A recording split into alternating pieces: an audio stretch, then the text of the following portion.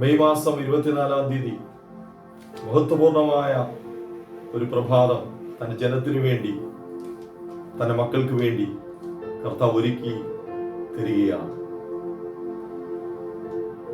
സങ്കീർത്തനം 84:10 കോരഹപുത്രന്മാർ പാടിയ ആത്മീയ ഗീതം നാം ഇങ്ങനെ വായിക്കുന്നു: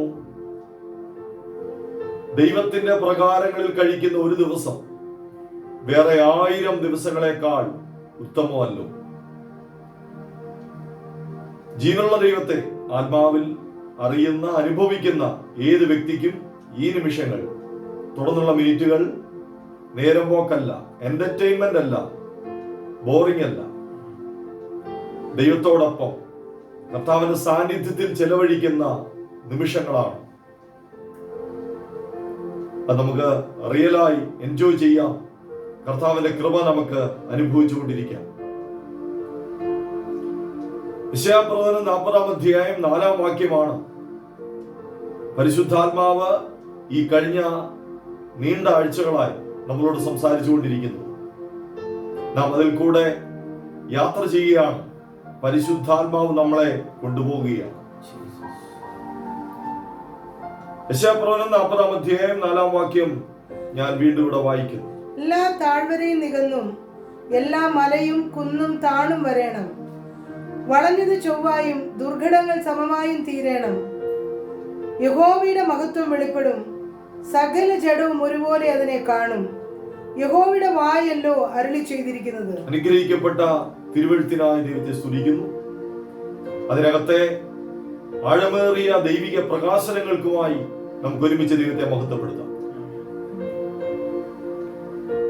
യെശയ്യാപ്രവചനം 40-ാം വാക്യം നമ്മൾ 2 പേറുകളാക്കി മാറ്റി.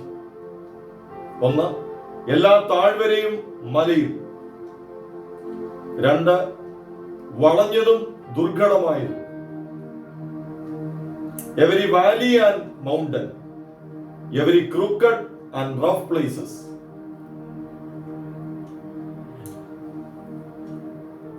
ഒരു മനുഷ്യന്റെ ഹൃദയത്തിന്റെ യഥാർത്ഥ അവസ്ഥയാണ് നമുക്കിതിൽ കാണുവാൻ കഴിയുന്നത്. കഴിഞ്ഞ ദിവസങ്ങളിൽ നമ്മൾ ആ മേഖലകളിലേക്ക് കടന്നു പോവാൻ കർത്താവ് സഹായിച്ചു. ആദ്യത്തെ പേര് നമ്മൾ ധ്യാനിക്കുവാനിടയായി. 2ാമത്തെ പേരിലാണ് കഴിഞ്ഞ ആഴ്ച കർത്താവ് നമ്മെ നിർത്തിയിരിക്കുന്നത്. ഈ സെഷനിലൂടെ അതിലേക്ക് പോയി നാം അനുഗ്രഹിക്കപ്പെടുവാൻ നമുക്ക് ഒരുമിച്ച് പ്രാർത്ഥനയോടെ ദിവസങ്ങളിലായിരിക്കും. എല്ലാ വളഞ്ഞതും ദുർഘടമായതും, every crooked and rough places.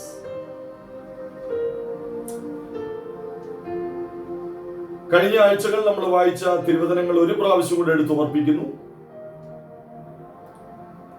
ഇങ്ങനെ നാം യിരെമ്യാ പ്രവചനം 17-ാം അധ്യായം 9-10 വാക്യങ്ങൾ വായിക്കുന്നു. ഹൃദയം എല്ലാറ്റിനേക്കാൾ കപടവും വിഷമവും ഉള്ളത്. അത് ആരാഞ്ഞറിയുന്നവനാ? യഹോവയായി ഞാൻ ഹൃദയത്തെ ശോധന ചെയ്ത് അന്തരംഗങ്ങളെ പരീക്ഷിച്ച് ഓരോരുത്തന് അവനവന്റെ നടപ്പിനും പ്രവൃത്തിയുടെ ഫലത്തിനും തക്കവണ്ണം കൊടുക്കുന്നു. ഹൃദയം കപടവും വിഷമവും നിറഞ്ഞതാണ് എന്ന് ബൈബിൾ പറയുന്നു. നമ്മുടെ ഹൃദയാവസ്ഥയെ, അതിന്റെ നിജാവസ്ഥയെ, റിയലായിട്ടുള്ള അതിന്റെ സിറ്റുവേഷനെ മാനുഷികമായി നമുക്ക് ഗ്രഹിക്കുവാൻ ബുദ്ധിമുട്ടാണ്. അതിനെ ശരിയായ നിലയിൽ മനസ്സിലാക്കി തരുവാൻ, നമ്മുടെ ഹൃദയാവസ്ഥ എന്താണെന്നുള്ളത് ശരിയായി ഗ്രഹിപ്പിക്കുവാൻ കഴിയുന്ന ഒരാളേ ഉള്ളൂ. അത് നാം ആരാധിക്കുന്ന കർത്താവാണ്, പരിശുദ്ധാത്മാവാണ്. അത് തിരുവചനത്തിൽ നാം കാണുന്നു. നാം വായിക്കുന്നു യെശയ്യാപ്രവചനം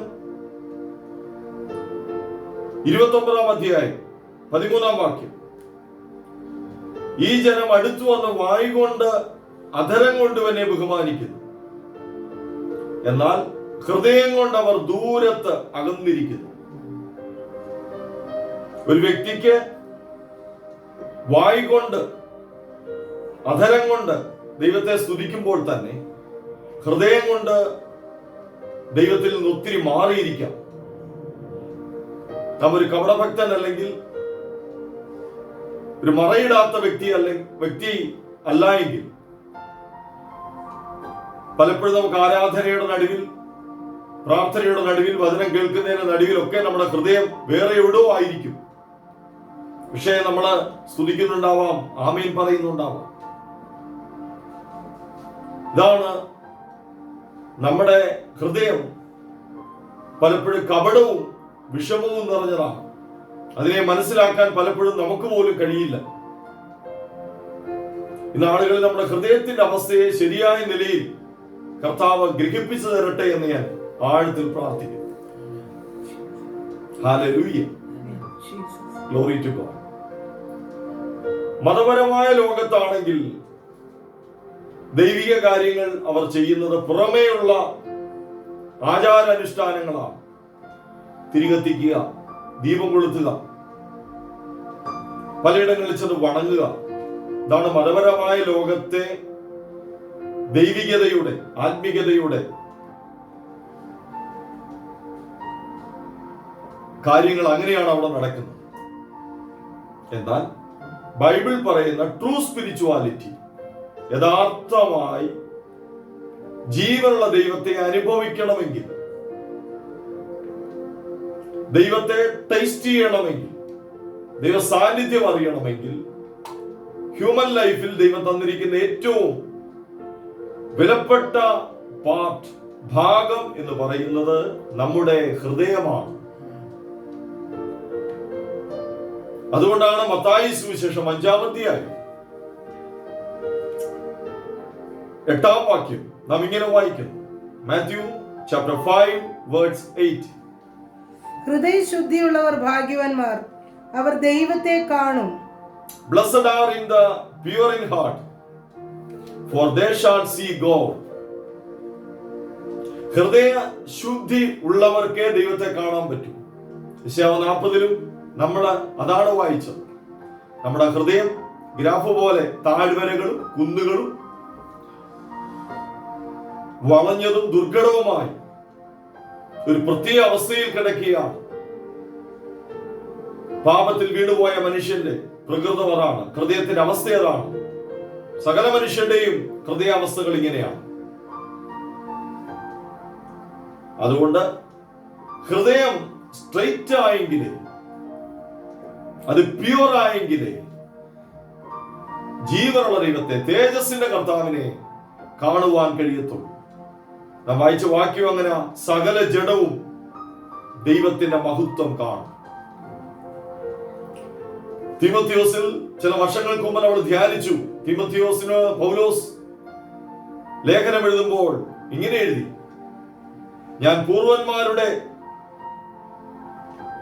ആജ്ഞയനുസരിച്ച് നിർമ്മല മനസാക്ഷിയോട് ആരാധിക്കുന്ന എന്റെ ദൈവം. ശുദ്ധഹൃദയം, നല്ല മനസാക്ഷി, നിർവ്യാജ വിശ്വാസം, അതാണ് ഒരു ട്രൂ വർഷിപ്പറിന് വേണ്ട അനുഗ്രഹം. ഈ നാളുകളിൽ റിയലായി ദൈവത്തെ സെൻസ് ചെയ്യുന്ന, ദൈവത്തെ എക്സ്പീരിയൻസ് ചെയ്യുന്ന അനുഭവം എല്ലാ പ്രിയപ്പെട്ടവർക്കും ഉണ്ടാകട്ടെ എന്ന് ഞാൻ പ്രാർത്ഥിക്കുന്നു. ഹൃദയശുദ്ധി ഉള്ളവർ ദൈവത്തെ കാണും. To be pure in heart is to be single in purpose. മനുഷ്യനെ ദൈവം സൃഷ്ടിച്ചപ്പോൾ നാമാണ് ഈ സൃഷ്ടിയിലെ ഏറ്റവും ഉന്നതമായ, ദൈവ സൃഷ്ടിപ്പിലെ ഏറ്റവും ഉന്നതമായ സൃഷ്ടി ഏതാണെന്ന് ചോദിച്ചാൽ മനുഷ്യനാണ്. സൃഷ്ടിയുടെ മകുടം നാമാണ്. നമ്മെ സൃഷ്ടിച്ചപ്പോൾ അതിന്റെ പ്രത്യേകത, നമ്മളെ കിഴക്കഭിമുഖമായിട്ടാണ് ദൈവം സൃഷ്ടിച്ചത്. ഏതിന്? അതിന്റെ അർത്ഥം ഒരു ദിക്കിലേക്ക് നോക്കുവാനല്ല. കിഴക്ക് ബൈബിളിൽ കാണിക്കുന്നത് ദൈവ സാന്നിധ്യത്തിന് നേരെയാണ് അവനെ സൃഷ്ടിച്ചത്. അപ്പോൾ ഒരു വ്യക്തിയെ, ഒരു മനുഷ്യനെ ഭൂമിയിൽ സൃഷ്ടിച്ചതിന്റെ പ്രധാന ഉദ്ദേശം, ഒന്നുകൂടെ പറഞ്ഞാൽ ഏക ഉദ്ദേശം, ദൈവത്തെ നോക്കി ജീവിക്കുക, ദൈവത്തെ ലക്ഷ്യമാക്കി ജീവിക്കുക. ഒന്നുകൂടെ പറഞ്ഞാൽ ഏക ലക്ഷ്യം ദൈവമായി തീരുക. പുതിയ നിയമ ഭാഷയിൽ പൗലോസ് അത് ഫിലിപ്പി ലേഖനത്തിൽ പറയുന്നു, ക്രിസ്തുവിനെ എനിക്കറിയണം, ക്രിസ്തുവിനെ എനിക്ക് നേടണം. ഇതാണ് നമ്മുടെ ലക്ഷ്യം. ആത്മീയം എന്ന് പറയുന്നത് അതാണ്. ഹല്ലേലൂയ. എബ്രായ ലേഖനത്തിൽ പൗലോസ് അത് പറയുന്നു, വിശ്വാസത്തിന്റെ നായകനും പൂർത്തി വരുത്തുന്നവനുമായ യേശുവിനെ നോക്കുക. നമ്മുടെ നോട്ടം, നമ്മുടെ ലക്ഷ്യം, നമ്മുടെ മാനുഷിക ജീവിതത്തിന്റെ ഉദ്ദേശം കർത്താവിനെ പ്രാപിക്കുക, കർത്താവിനോട് അടുത്തിയെല്ലുക, കർത്താവിനെ നോക്കുക. ഇതാണ് നമ്മുടെ സൃഷ്ടിപ്പിലുള്ള ദൈവോദ്ദേശം. എന്നാൽ പാപത്തിൽ നാം വീണു പോയതുകൊണ്ട്, പാപം നമ്മിൽ പ്രവേശിച്ചതുകൊണ്ട് നമ്മുടെ ഹൃദയം ഇന്ന് നമ്മൾ വീണ്ടും വായിച്ച യെശയ്യാപ്രവചനം പോലെ വളഞ്ഞതും ദുർഘടവുമായി തീർന്നു. ഒരുപാട് ദൈവകരമല്ലാത്ത ഇന്റൻഷൻ, ഉദ്ദേശങ്ങൾ, താല്പര്യങ്ങൾ നമ്മുടെ ജീവിതത്തിൽ കടന്നുകൂടുവാനിടയായി. ദൈവമല്ലാതെ വേറെ പലതിനെയും, ദൈവത്തെക്കാൾ ഉപരി. രാവിലെ നാം കേട്ടതുപോലെ സങ്കീർത്തനത്തിൽ ദാവീദ് പാടുന്നു, യഹോവയായ ദൈവത്തോട് ഞാൻ ഒരു കാര്യം അപേക്ഷിക്കുന്നു, 100 കാര്യങ്ങളില്ല, ഒറ്റ കാര്യം, അതുതന്നെ ഞാൻ ആഗ്രഹിക്കുന്നു, യഹോവയുടെ മനോഹരത്വം എനിക്ക് കാണണം, നിന്നെ കാണണം. ശരിയായ ലക്ഷ്യം കിട്ടിയ ഭക്തന്മാരെല്ലാം അത് തന്നെ ആഗ്രഹിച്ചു. നമുക്കും ആഗ്രഹിക്കാം. പക്ഷേ നമ്മുടെ ഹൃദയം ഇപ്പോൾ പ്രസന്റ് സിറ്റുവേഷൻ അങ്ങനെയല്ല. ഒരുപാട് വളവുകളും പുളവുകളും കേർവുകളും ക്രൂക്കഡ് പ്ലേസസും നിറഞ്ഞ ഒരു മനുഷ്യ ജീവിതം നമ്മുടെ. കർത്താവ് ഈ ഭൂമിയിലേക്ക് വന്ന് ഒരുപാട് ശിഷ്യന്മാരെ വിളിച്ചു വേർതിരിക്കുവാനിടയായി. കർത്താവിനോട് പറഞ്ഞു, എന്നെ അനുഗമിക്കുക, ഫോളോ മീ. ഒരുപാട് പേരെ വിളിച്ചു.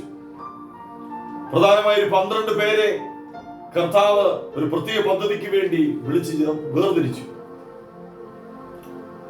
പലപ്പോഴും നമ്മുടെ ചിന്താഗതി തികഞ്ഞ ആളുകളെയാണ്, പെർഫെക്റ്റ് ആയവരെയാണ് യേശു വിളിക്കുന്നത്. എന്നാൽ സുവിശേഷങ്ങൾ മൊത്തം നമ്മൾ പരിശോധിച്ചാൽ ഒരുപാട് അപാകതകളുള്ള, ഒരുപാട് പ്രശ്നങ്ങളുള്ള, പോരായ്മകളുള്ള മനുഷ്യരെയാണ് കർത്താവ് വിളിച്ചത്. അതാണ് സുവിശേഷം. തികവില്ലാത്ത, പെർഫെക്റ്റ് അല്ലാത്ത, യെശയ്യാവ് 40 കാണുന്നത് പോലെ താഴ്വരകളും മലകളും നിറഞ്ഞ വ്യക്തിത്വങ്ങളെയാണ് ദൈവം വിളിക്കുന്നത്. നമുക്കും അതുകൊണ്ട് ദൈവത്തെ സ്തുതിക്കാം.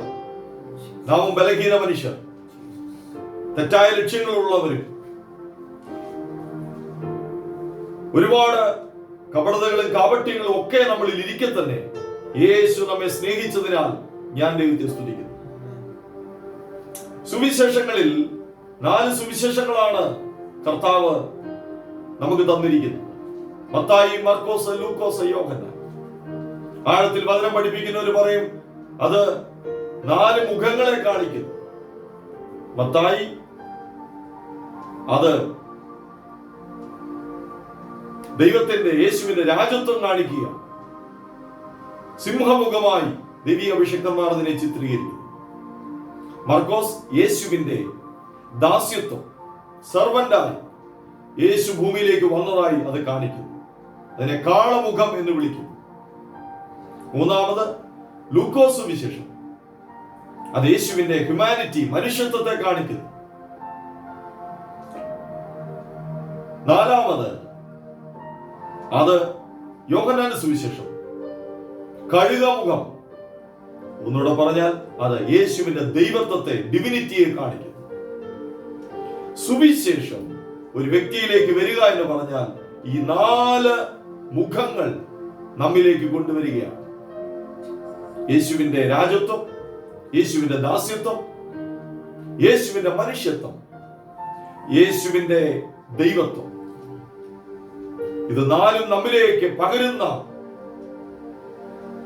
ഈ 4 ഫേസുകൾ നമ്മുടെ ജീവിതത്തിലേക്ക് കൊണ്ടുവരുന്ന മഹത്വപൂർണമായ ഒരു അനുഭവമാണ് സുവിശേഷം തരുന്നത്. അതനുഭവിക്കുന്ന ദൈവമക്കൾക്കായി ഞാൻ ദൈവത്തെ സ്തുതിക്കുന്നു. നിർഭാഗ്യവശാൽ ഈ 4 സുവിശേഷങ്ങളിലെ പ്രത്യേകിച്ചും മത്തായിയിൽ പറയുന്ന യേശുവിന്റെ രാജത്വം, സിംഹമുഖം, അതാണ് എല്ലാവർക്കും ആഗ്രഹം. അതിനുവേണ്ടിയാണ് ആളുകൾ ആഗ്രഹിക്കുന്നത്. യേശുവിന്റെ രാജത്വം, സിംഹമുഖം കാണിക്കുന്നത് ഇരുട്ടിന്റെ ശക്തികൾക്ക് നേരെയാണ് ആ ഫേസ്. നമുക്കും ഒരാവശ്യമാണ്. അന്ധകാര ശക്തികൾക്ക് നേരെ സഭ കർത്താവിന്റെ സിംഹമുഖമായി, യഹൂദ ഗോത്രത്തിലെ സിംഹമായി, ആത്മാവിൽ അത് നമ്മുടെ മേലും വെളിപ്പെട്ട് നമുക്കും ആത്മീയ പോരാട്ടത്തിൽ അങ്ങനെ അധികാരത്തോടെ നിൽക്കാം. പക്ഷെ ഒന്നോർക്കണം, അത് സാത്താന്യ ശക്തികൾക്ക് നേരെയാണ് ആ മുഖം. എന്നാൽ സുവിശേഷം ഭൂമിയിലേക്ക് എത്തണമെങ്കിൽ, മനുഷ്യരുടെ ഇടയിലേക്ക് ഇരുമ്പോൾ നമുക്ക് ആവശ്യം സിംഹമുഖമല്ല. നമുക്ക് ആവശ്യം ലൂക്കോസ് സുവിശേഷത്തിൽ പറയുന്ന മനുഷ്യന്റെ മുഖമാണ്.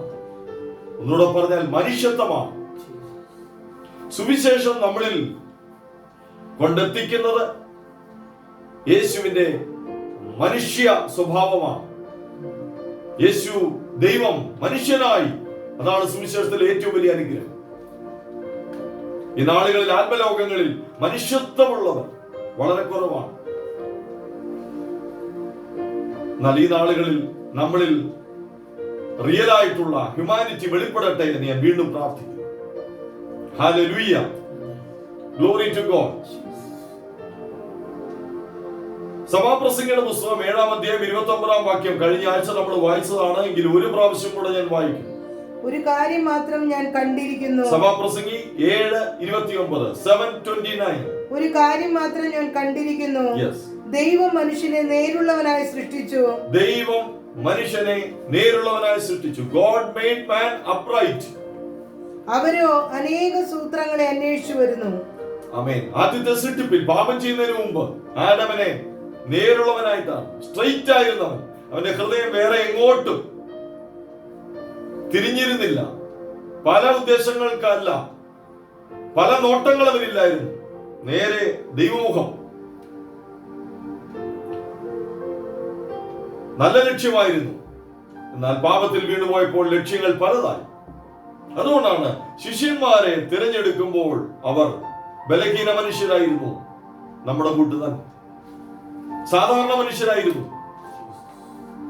അവരൊക്കെ അസാധാരണമായ കഴിവുള്ളവരും പ്രത്യേകതയുള്ളവരുമായിരുന്നില്ല. സാധാരണ മനുഷ്യർ, ഒരുപാട് വൈകല്യങ്ങളുള്ളവർ, ഒരുപാട് പോരായ്മകളുള്ളവർ. ദൈവം നമ്മെ തിരഞ്ഞെടുത്ത് ഞാൻ ദൈവത്തെ സ്തുതിക്കുന്നു. നമ്മൾ ഇന്ന് വായിച്ച യേശുവിന്റെ മനുഷ്യത്വം പറയുന്ന ലൂക്കോസ് സുവിശേഷം 15-ാം അധ്യായമാണ്. അതിനകത്ത് പ്രധാനമായി 3 കാര്യങ്ങൾ പറയുന്നു. 3 ഉപമകൾ കർത്താവ് പറയുകയാണ്. കാണാതെ പോയ ആട്, കാണാതെ പോയ ദ്രഹ്മ, കാണാതെ പോയ മകൻ. ആദ്യത്തെ ഉപമയിൽ ഒരു മനുഷ്യന് 100 ആടുണ്ടായിരുന്നു. അതിൽ 1 കാണാതെ പോയപ്പോൾ യജമാനൻ അതിനെ തിരക്കി ഒന്നിനെ അന്വേഷിച്ച് ചെന്നു. അതിനെ കണ്ടുപിടിച്ച് തോളത്ത് വെച്ചുകൊണ്ട് തിരിച്ചു വരുന്ന ആ വലിയൊരു ചിത്രം നമ്മുടെ ഉള്ളിലുണ്ട്. അത് മറ്റൊന്നുമല്ല, പാപത്തിൽ വീണുപോയ, നഷ്ടപ്പെട്ടു പോയ, ദൈവത്തിൽ നിന്ന്, ദൈവസാന്നിധ്യത്തിൽ അകന്നുപോയ നമ്മെ ഭൂമിയിലേക്ക് ഇറങ്ങി വന്ന മനുഷ്യപുത്രൻ യേശു നമ്മെ രക്ഷിച്ച് തോളത്തെടുത്തുകൊണ്ട് ദൈവത്തിന്റെ വീട്ടിലേക്ക്, ആലയത്തിലേക്ക്, സഭയിലേക്ക് വരുന്ന കാഴ്ചയാണ് ഒന്നാമത്തെ ഉപമ. എന്നാൽ രണ്ടാമത്തെ ഉപമ 10 ദ്രഹ്മകളെ പറ്റിയാണ്. അതിൽ ഒരെണ്ണം കാണാതെ പോയി. അവിടെ സ്ത്രീയെ പറ്റി പറയുന്നു. ആ സ്ത്രീ വിളക്ക് കത്തിച്ച്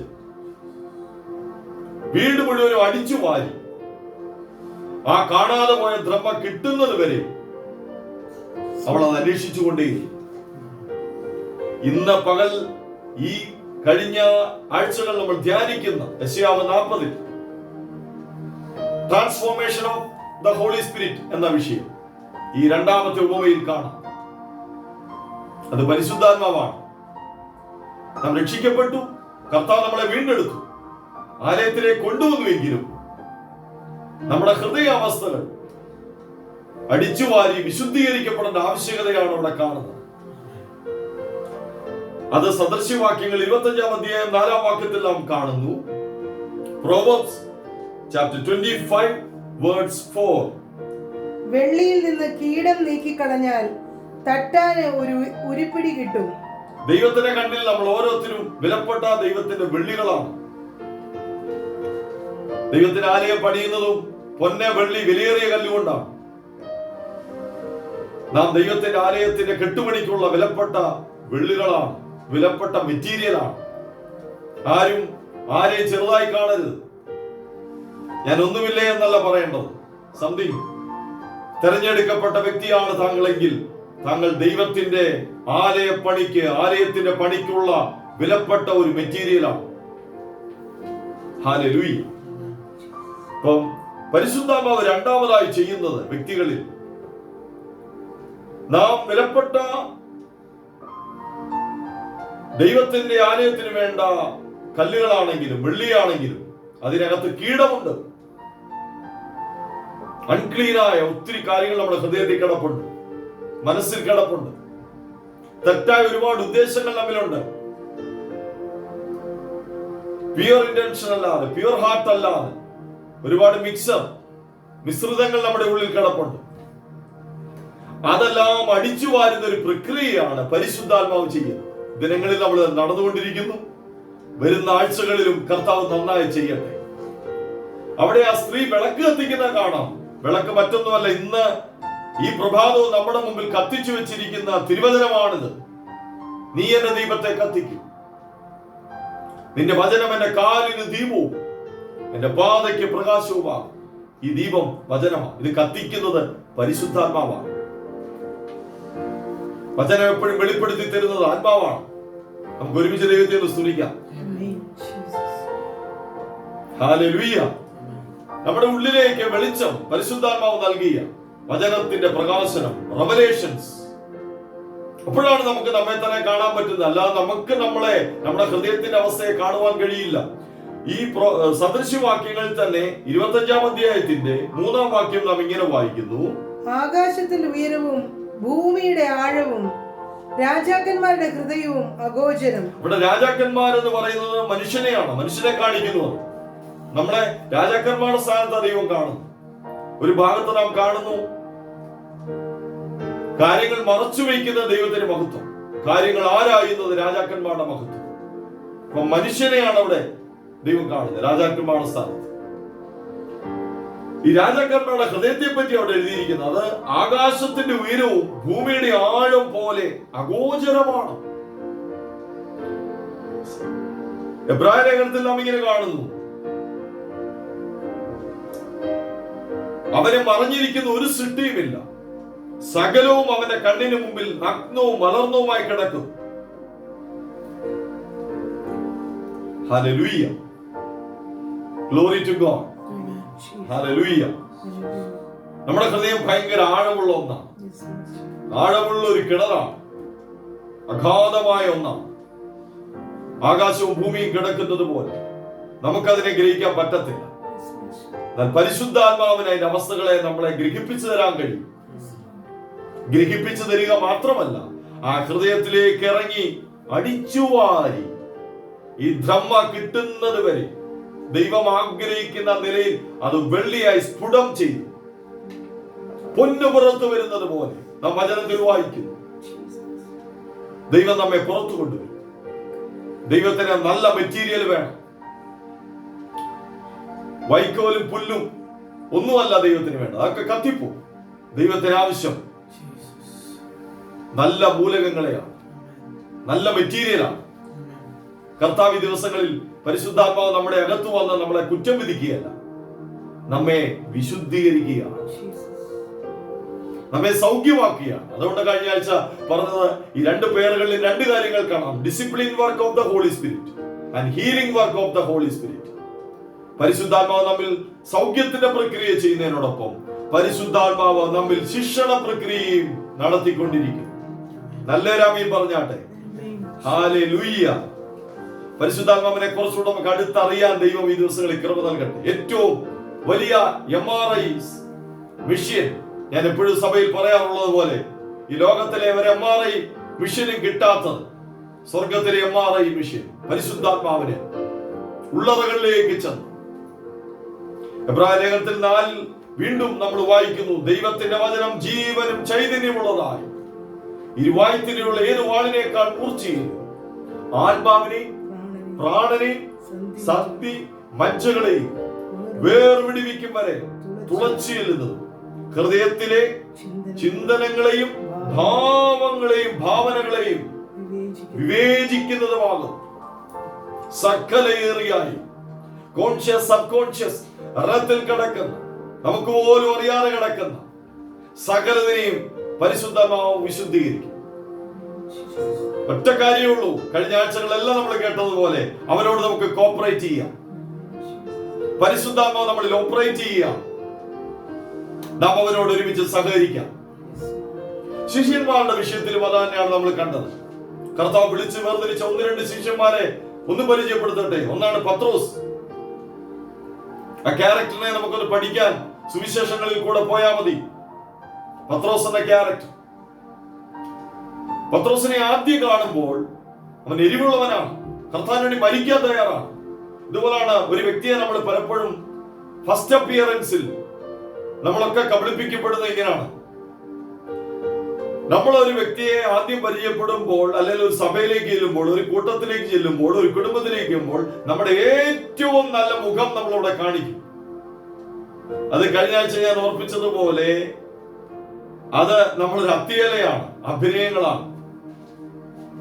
കുറെ നീണ്ട നാളുകൾ അവരോട് സഹകരിക്കുമ്പോൾ, അവരുമായും അവർ നമ്മുമായി സഹകരിക്കുമ്പോഴാണ് നമ്മുടെ യഥാർത്ഥ മുഖം വെളിപ്പെട്ടു വരുന്നത്. അത് തിരുവചനത്തിൽ വളരെ വ്യക്തമായി പുതിയ നിയമ ലേഖനത്തിൽ നാം കാണുന്നു. 1 തീമോഥെയോസ് 5-ാം അധ്യായം 24-25 വാക്യങ്ങൾ. ഈ ശുശ്രൂഷ കഴിഞ്ഞാണെങ്കിലും നിങ്ങൾ ആ വാക്യങ്ങൾ, ഇപ്പോൾ ഞാൻ ഇവിടെ വായിക്കുന്ന ഈ തിരുവെഴുത്തുകൾ, ലൂക്കോസ് 15, 1 തീമോഥെയോസ് 5, 24-25 വാക്യങ്ങൾ വീണ്ടും ധ്യാനിക്കുവാൻ ഞാൻ എന്റെ പ്രിയ ഓരോ മക്കളോടും സഹോദരി സഹോദരങ്ങളോടും കർത്താവിൽ ആവശ്യപ്പെടുന്നു. 5:24, 1 തീമോഥെയോസ് 5:24. ചില മനുഷ്യരുടെ പാപങ്ങൾ വിസ്താരത്തിന് മുമ്പേ തന്നെ വെളിവായിരിക്കുന്നു, ചിലരുടെ പാപങ്ങളോ ക്രമേണയത്രേ. ഇത് ആത്മലോകത്തിൽ വിശ്വാസത്തിലേക്ക് വന്ന ആളുകളുടെ കാര്യമാണ് പറയുന്നത്. ചിലരുടെ പാപങ്ങൾ ക്രമേണ എത്ര വെളിപ്പെട്ടു വരുന്നത്. ചിലരുടെ പാപങ്ങൾ പെട്ടെന്ന് വെളിപ്പെടും. നമുക്ക് ചില വ്യക്തികളെ കാണുമ്പോൾ വളരെ വേഗത്തിൽ അവരുടെ വ്യക്തിത്വം മനസ്സിലാവും. ചില വ്യക്തിത്വങ്ങളെ പെട്ടെന്ന് മനസ്സിലാക്കാൻ കഴിയത്തില്ല. കാരണം അവര് കാണുമ്പോൾ ഒത്തിരി സൗമ്യന്മാരായിരിക്കും, നന്നായി സംസാരിക്കുന്നവരായിരിക്കും, സ്വീറ്റായി ഇടപെടുന്നവരായിരിക്കും. ചില കാണുമ്പോൾ ഭയങ്കര ആത്മീയ എരിവും തീഷ്ണതയും കാണിക്കുന്നവരായിരിക്കും. പത്രോസ് അങ്ങനെ ഒരു ക്യാരക്ടറായിരുന്നു. കർത്താവ് പറഞ്ഞതിനെല്ലാം പറഞ്ഞു, ഞാൻ നിനക്ക് വേണ്ടി മരിക്കാൻ തയ്യാറാണ്.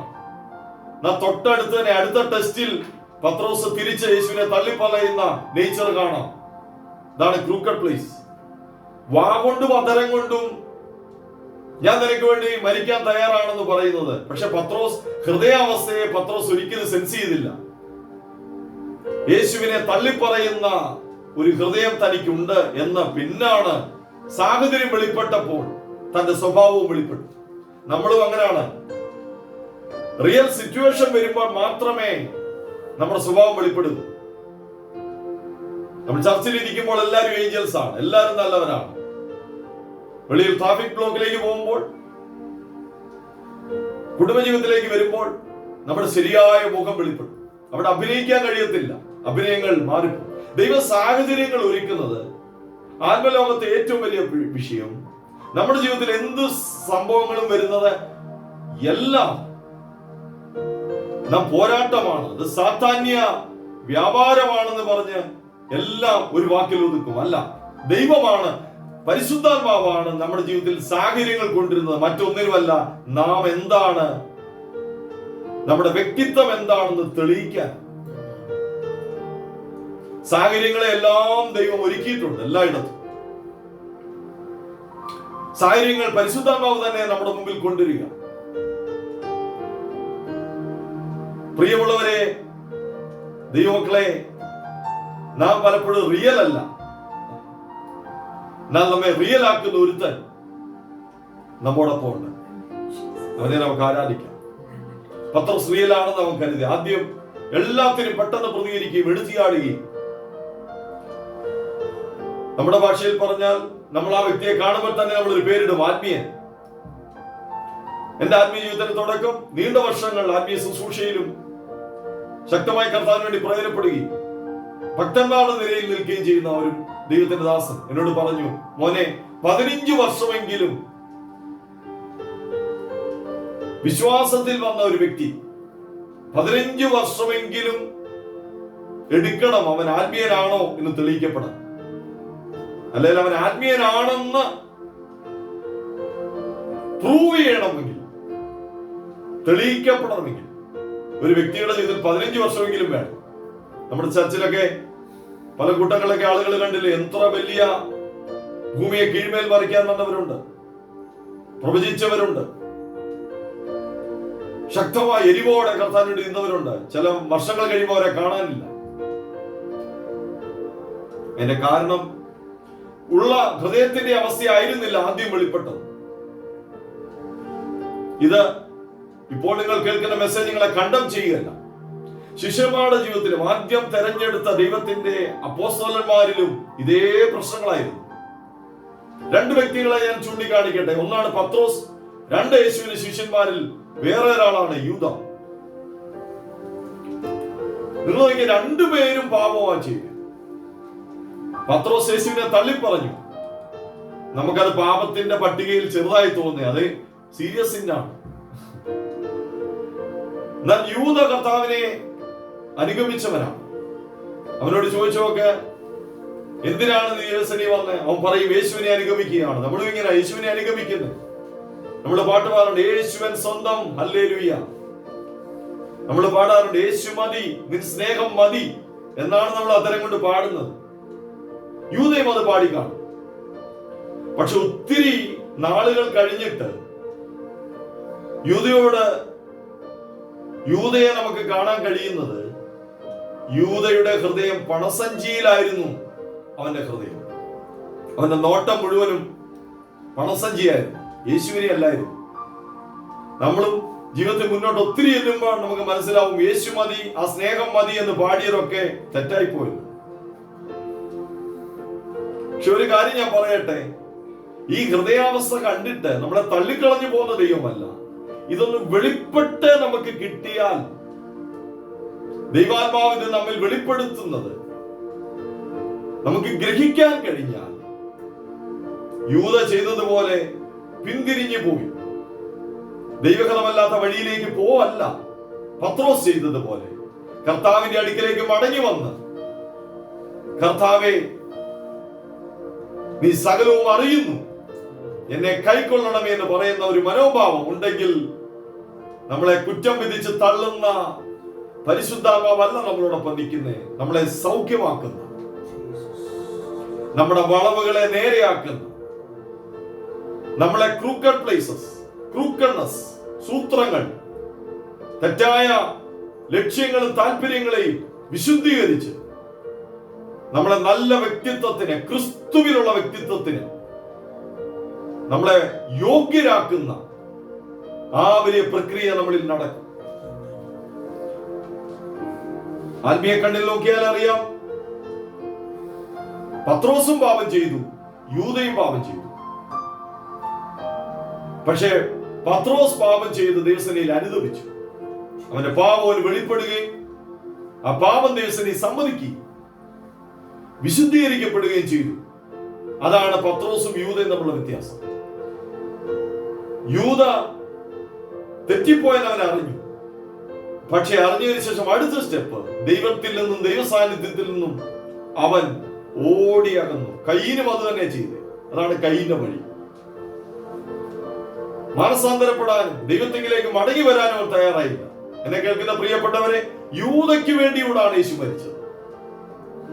യൂദയും അനുദപിച്ചിരുന്നെങ്കിൽ, തിരിഞ്ഞു വന്നിരുന്നെങ്കിൽ, ദൈവത്തിന്റെ മുഖത്തേക്ക് നോക്കിയിരുന്നെങ്കിൽ, അവങ്കിലേക്ക് നോക്കിയവർ പ്രകാശിതരാണ്. അവരുടെ മുഖം ലജ്ജിച്ചു പോയിരുന്നു. കുറവുകൾ ദൈവം വെളിപ്പെടുത്താൻ ആഗ്രഹിക്കുന്നു. നമ്മുടെ പാപങ്ങൾ ക്രമേണ വെളിപ്പെട്ട് വരുമ്പോൾ സമ്മതിക്കാം, കർത്താവേ ഞാൻ ഇത്രയേ ഉള്ളൂ. അതാണ് ഈ പ്രിയപ്പെട്ടവരുടെ ജീവിതത്തിലെ പ്രത്യേകത. നമ്മുടെ ജീവിതത്തിൽ ഒത്തിരി ക്രൂക്കഡ് പ്ലേസുകളുണ്ട്, പക്ഷെ പെട്ടെന്ന് അത് വെളിപ്പെട്ട് വരത്തില്ല. ആദ്യം നമ്മൾ എല്ലാവരും ആരാധിക്കുമ്പോഴും പ്രാർത്ഥിക്കുമ്പോഴും ഒക്കെ പറയും എനിക്ക് ഒറ്റ ലക്ഷ്യമുള്ളൂ, മറ്റൊന്നുമില്ല. ശിഷ്യന്മാരെ തന്നെ നിങ്ങൾ എടുത്തു നോക്കൂ. ലൂക്കോസ് സുവിശേഷം 22-ാം അധ്യായം 24-ാം വാക്യത്തിൽ യേശുവിനെ അനുഗമിച്ച ശിഷ്യന്മാരെല്ലാം കൂടെ കുറെ നാൾ കഴിഞ്ഞപ്പോൾ അവര് കൂട്ടം കൂടി. എന്നിട്ട് അവരെല്ലാം കൂടെ ഒരുമിച്ചിരുന്ന് ഒരു തർക്കമുണ്ടായി. മറ്റൊന്നുമല്ല, തങ്ങളിൽ ആരാണ് വലിയവൻ. വിശ്വാസ ജീവിതം തുടങ്ങുമ്പോൾ ഇങ്ങനെയൊന്നും നമുക്ക് തോന്നത്തില്ല. കുറച്ച് കഴിയുമ്പോഴാണ് ഹൃദയം വെളിപ്പെടുന്നത് ആരാണ് വലിയവൻ. നാം ചെല്ലുന്ന കൂട്ടായ്മയിൽ ആദ്യമൊക്കെ നമ്മൾ വളരെ മാന്യമായും സന്തോഷമായും ആത്മീയനായും ആരാധിക്കാനായും ഒക്കെ ഇരിക്കും. പക്ഷെ കുറച്ചുകൂടെ കഴിയുമ്പോഴാണ് നമ്മൾ സ്ഥാനങ്ങൾ അന്വേഷിക്കുന്നത്. ഞാനാണ് ഇവിടെ ഒന്നാമൻ, ഞാനാണ് വലിയവൻ. ഈ ചിന്ത ഇത് നമ്മുടെ ഹൃദയത്തിന്റെ അകത്ത് അടിത്തട്ടിൽ കിടപ്പുണ്ട്, എല്ലാ മനുഷ്യരിലും ഉണ്ട്. ഇവരിലും കർത്താവ് തിരഞ്ഞെടുത്ത ശിഷ്യന്മാരിലും ഈ ചിന്ത വന്നു, ആരാണ് വലിയവൻ. ഇന്ന് പകൽ കേൾക്കുന്ന എല്ലാ ദൈവമക്കളും ശ്രദ്ധിക്കണമേ, അത് പാപം ചെയ്തു പോയ സകല മാനവജാതിയിലും ഉള്ള ഒരു താല്പര്യമാണ്. വലിയവനാകാനുള്ള ആഗ്രഹം, ഉയരാനുള്ള ആഗ്രഹം, ഒന്നാമനാകണം. നമ്മുടെ കുഞ്ഞുങ്ങളെ നമ്മൾ പറഞ്ഞു പഠിപ്പിക്കുന്നത് എന്താണ്? ഒന്നാമനാകണം, നീ ഒന്നാമതെത്തണം. അവരെ നോക്ക്, നമ്മുടെ കുഞ്ഞുങ്ങളെ തന്നെ വെച്ച് നമ്മൾ കമ്പയർ ചെയ്യുന്നുണ്ട്, കമ്പാരിസൺ. അനിയത്തേക്കാൾ ചേച്ചി മിടുക്കിയാണ്, ചേട്ടനേക്കാൾ അനിയൻ മിടുക്കനാണ്, അവൻ കൊള്ളാം, നീ അവനെ പോലാകരുത്, ഇവിടെ പോലാകരുത്. ക്ലാസ്സിൽ മറ്റാളെ നോക്ക്, ഒന്നാമനാകണം. തിരുവചനം, ദൈവിക വെളിച്ചം വലിയവനാക്കുകയല്ല, നമ്മളെ ആത്മീയനാക്കുകയാണ്. നമ്മളെ ഒന്നാമനാക്കുകയല്ല കർത്താവിന്റെ ഉദ്ദേശം. യേശുവിന്റെ ശരീരത്തിലെ ഓരോ അവയവങ്ങളാക്കുകയാണ് ദൈവ ഉദ്ദേശം. പഴയ നിയമത്തിൽ നിങ്ങൾ നോക്കിയ ദൈവം തെരഞ്ഞെടുത്ത ദൈവിക അഭിഷക്തന്മാർ, പ്രത്യേകിച്ച് ഇസ്രായേലിന്റെ ആദ്യത്തെ രാജാവ് ശൗൽ, പ്രത്യേക വിളിയോടെ ദൈവനെ തിരഞ്ഞെടുത്തു. എന്നാൽ ഒരു പ്രത്യേക ഇൻസിഡന്റിൽ വെച്ച് അവന്റെ ഉള്ളിലെ പാപം വെളിപ്പെട്ടു. ദാവീദ് ഫിലിസ്തീനെ സംഹരിച്ച് ഫിലിസ്തീനെ തോൽപ്പിച്ചതിന് ശേഷം മടങ്ങി വരുമ്പോൾ ജനം പാടി, ശൗൽ 1000 കൊന്നു, ദാവീദോ 10000 കൊന്നു. ആ ഒരൊറ്റ ഇൻസിഡന്റ് കൊണ്ട് ആ നിമിഷം മുതൽ ശൗലിന്റെ അകത്തിരുന്ന അസൂയ, എൻവി വെളിപ്പെട്ടു. എന്താണ് ശൗലും ദാവീദും തമ്മിലുള്ള വ്യത്യാസം? നിങ്ങൾ ശരിക്കും വചനം പഠിച്ചു നോക്ക്, വചനത്തിലേക്ക് ആത്മാവിൽ പോയി നോക്ക്. ശൗല് ചെയ്തതുപോലെ തന്നെ അല്ലെങ്കിൽ വ്യത്യസ്ത നിലകളിൽ ദാവീദും ഒരുപാട് പാപങ്ങൾ ജീവിതത്തിൽ വെളിപ്പെട്ട മനുഷ്യനാണ് ദാവീദ്. ദാവീദും അനേക പാപങ്ങളിൽ അകപ്പെട്ടു, പാപം ചെയ്തു. പക്ഷെ ശൗലിന്റെ ഉള്ളിൽ വന്ന അസൂയ, ആ വെളിപ്പെട്ട പാപത്തെ അവൻ ദൈവത്തിന്റെ മുമ്പാകെ മാനസാന്തരപ്പെടാനും വിശുദ്ധീകരിക്കപ്പെടാനും തയ്യാറായില്ല. എന്നാൽ ദാവീദ് പാപം ചെയ്തതും തന്നിൽ വെളിപ്പെട്ട പാപത്തെ ദൈവത്തിന്റെ മുമ്പിൽ സമ്മതിക്കാനും ഏറ്റുപറയാനും തയ്യാറായതാണ് എന്റെ ഹൃദയപ്രകാരമുള്ള മനുഷ്യൻ എന്ന് ദാവീദിന്റെ മേൽ മുദ്ര വീണത്. രണ്ടുപേരും ഒരുപോലെ പാപങ്ങളിൽ കൂടെ പോയി.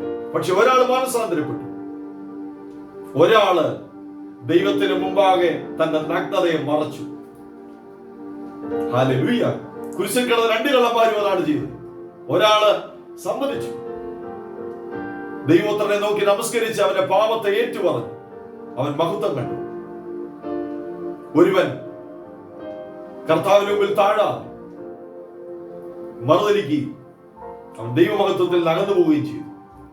നമ്മുടെ ജീവിതത്തിൽ അവന് മുമ്പിൽ താഴ്ത്തുന്ന ഹൃദയത്തിന്റെ അവസ്ഥകൾ വെളിപ്പെടുമ്പോൾ അവന് മുമ്പിൽ താഴ്ത്തി കൊടുക്കുന്ന ഒരു ഹൃദയം നമുക്കെല്ലാവർക്കും ഉണ്ടായിരിക്കട്ടെ. എല്ലാവരുടെ ജീവിതത്തിൽ ഈ ക്രൂക്കഡ് പ്ലേസുകളുണ്ട്. പൊളിറ്റിക്സ് എന്ന് നമ്മൾ കേൾക്കുമ്പോൾ നമ്മൾ കരുതുന്നത് കോൺഗ്രസ് പാർട്ടിക്കും CPIM-നും അവിടാണ് പൊളിറ്റിക്സ് എന്ന്. നോ, എല്ലാ ഹ്യൂമൻ ബീയിങ്ങിനും പൊളിറ്റിക്സ് ഉണ്ട്, ഗിമ്മിക്സ് ഉണ്ട്. അതാണ് നമ്മൾ വായിച്ചത്. ദൈവം മനുഷ്യനെ നേരുള്ളവനായി സൃഷ്ടിച്ചെങ്കിലും അനേക സൂത്രങ്ങൾ അവർ കണ്ടുപിടിച്ചു. നമ്മുടെ ഉള്ളിൽ തന്നെ ഒത്തിരി സൂത്രങ്ങളുണ്ട്, അത് നമ്മൾ എല്ലായിടത്തും പ്രയോഗിക്കാറുണ്ട്. ഇതാണ് crooked places. Hallelujah, glory to God. ചില പറയാറുണ്ട് ഓൾഡ് ജനറേഷൻ ചർച്ച്, അവിടെയാണ് പൊളിറ്റിക്സ് എന്ന്. പ്രിയമുള്ളവരെ, പറയല്ലേ, നമ്മളിലെല്ലാം, മനുഷ്യ വ്യക്തിത്വങ്ങളിലെല്ലാം ഈ പൊളിറ്റിക്സ് ഉണ്ട്. അതുകൊണ്ടാണ് പ്രോവേർബ്സിൽ ശലോമോൻ എഴുതി വെച്ചു, പൂർണ്ണ ഹൃദയത്തോടെ യഹോവയിൽ ആശ്രയിക്കാം, സ്വന്തം വിവേകത്തിൽ ഊന്നരുത്. എന്തെങ്കിലും സിറ്റുവേഷൻ നമ്മുടെ മുമ്പിൽ വന്ന അപ്പോൾ തന്നെ നമ്മൾ സ്വന്തം വിവേകത്തിൽ, നമ്മുടെ ബുദ്ധിയിലേക്ക്, നാടൻ മലയാളത്തിൽ പറഞ്ഞാൽ കിഴിഞ്ഞ ബുദ്ധി, കാഞ്ഞ ബുദ്ധി, സ്ട്രോങ് ആണ് നമ്മളിൽ. നമുക്ക് എല്ലാത്തിനും ഐഡിയ ഉണ്ട്. നമ്മൾ എന്ത് വിഷയം മുമ്പിൽ വന്നാലും നമ്മുടെ ബ്രെയിനിലിട്ട് വർക്ക് ചെയ്യും. പക്ഷേ ആത്മീയൻ എന്ന് പറയുന്നത്, ആത്മീയ അനുഭവം എന്ന് പറയുന്നത്, ബുദ്ധി വർക്കൗട്ട് ആകാതെ യേശുവേ, കർത്താവേ, നിന്റെ മുമ്പിലേക്ക് ഇത് തരുന്നു, സമർപ്പിക്കുന്നു. അതിന്റെ പേരാ പ്രാർത്ഥന. റിയൽ ഒരു പ്രയർ ലൈഫ് നിങ്ങളുടെ ജീവിതത്തിൽ വന്നാൽ അതിന്റെ അർത്ഥം നിങ്ങൾ ആത്മീയനായി മാറ്റപ്പെട്ടുകൊണ്ടിരിക്കുകയാണ്. രാവിലത്തെ 10 മിനിറ്റോ വൈകിട്ടത്തെ 5 മിനിറ്റോ പ്രയർ അല്ല ഞാൻ ഈ പറയുന്നത്. ജീവിതത്തിൽ എപ്പോഴും എല്ലാ സിറ്റുവേഷൻ നടുവിലും യേശുവേ എന്ന് വിളിക്കുന്ന ഒരു വിളി, അതാണ് ആത്മീയ ജീവിതത്തിലേക്കുള്ള പ്രയാണം. അതാണ് ട്രൂ സ്പിരിച്വൽ ലൈഫ്. അതിലേക്ക് ദൈവം നമ്മളെ ഈ ദിവസങ്ങളിൽ നടത്തട്ടെ. Hallelujah, glory to God. ഇപ്പൊ ചില പാപങ്ങൾ ക്രമേണയാണ് നമ്മളിൽ വെളിപ്പെട്ട് വരുന്നത്. പഴയ നിയമത്തിലെ ഏറ്റവും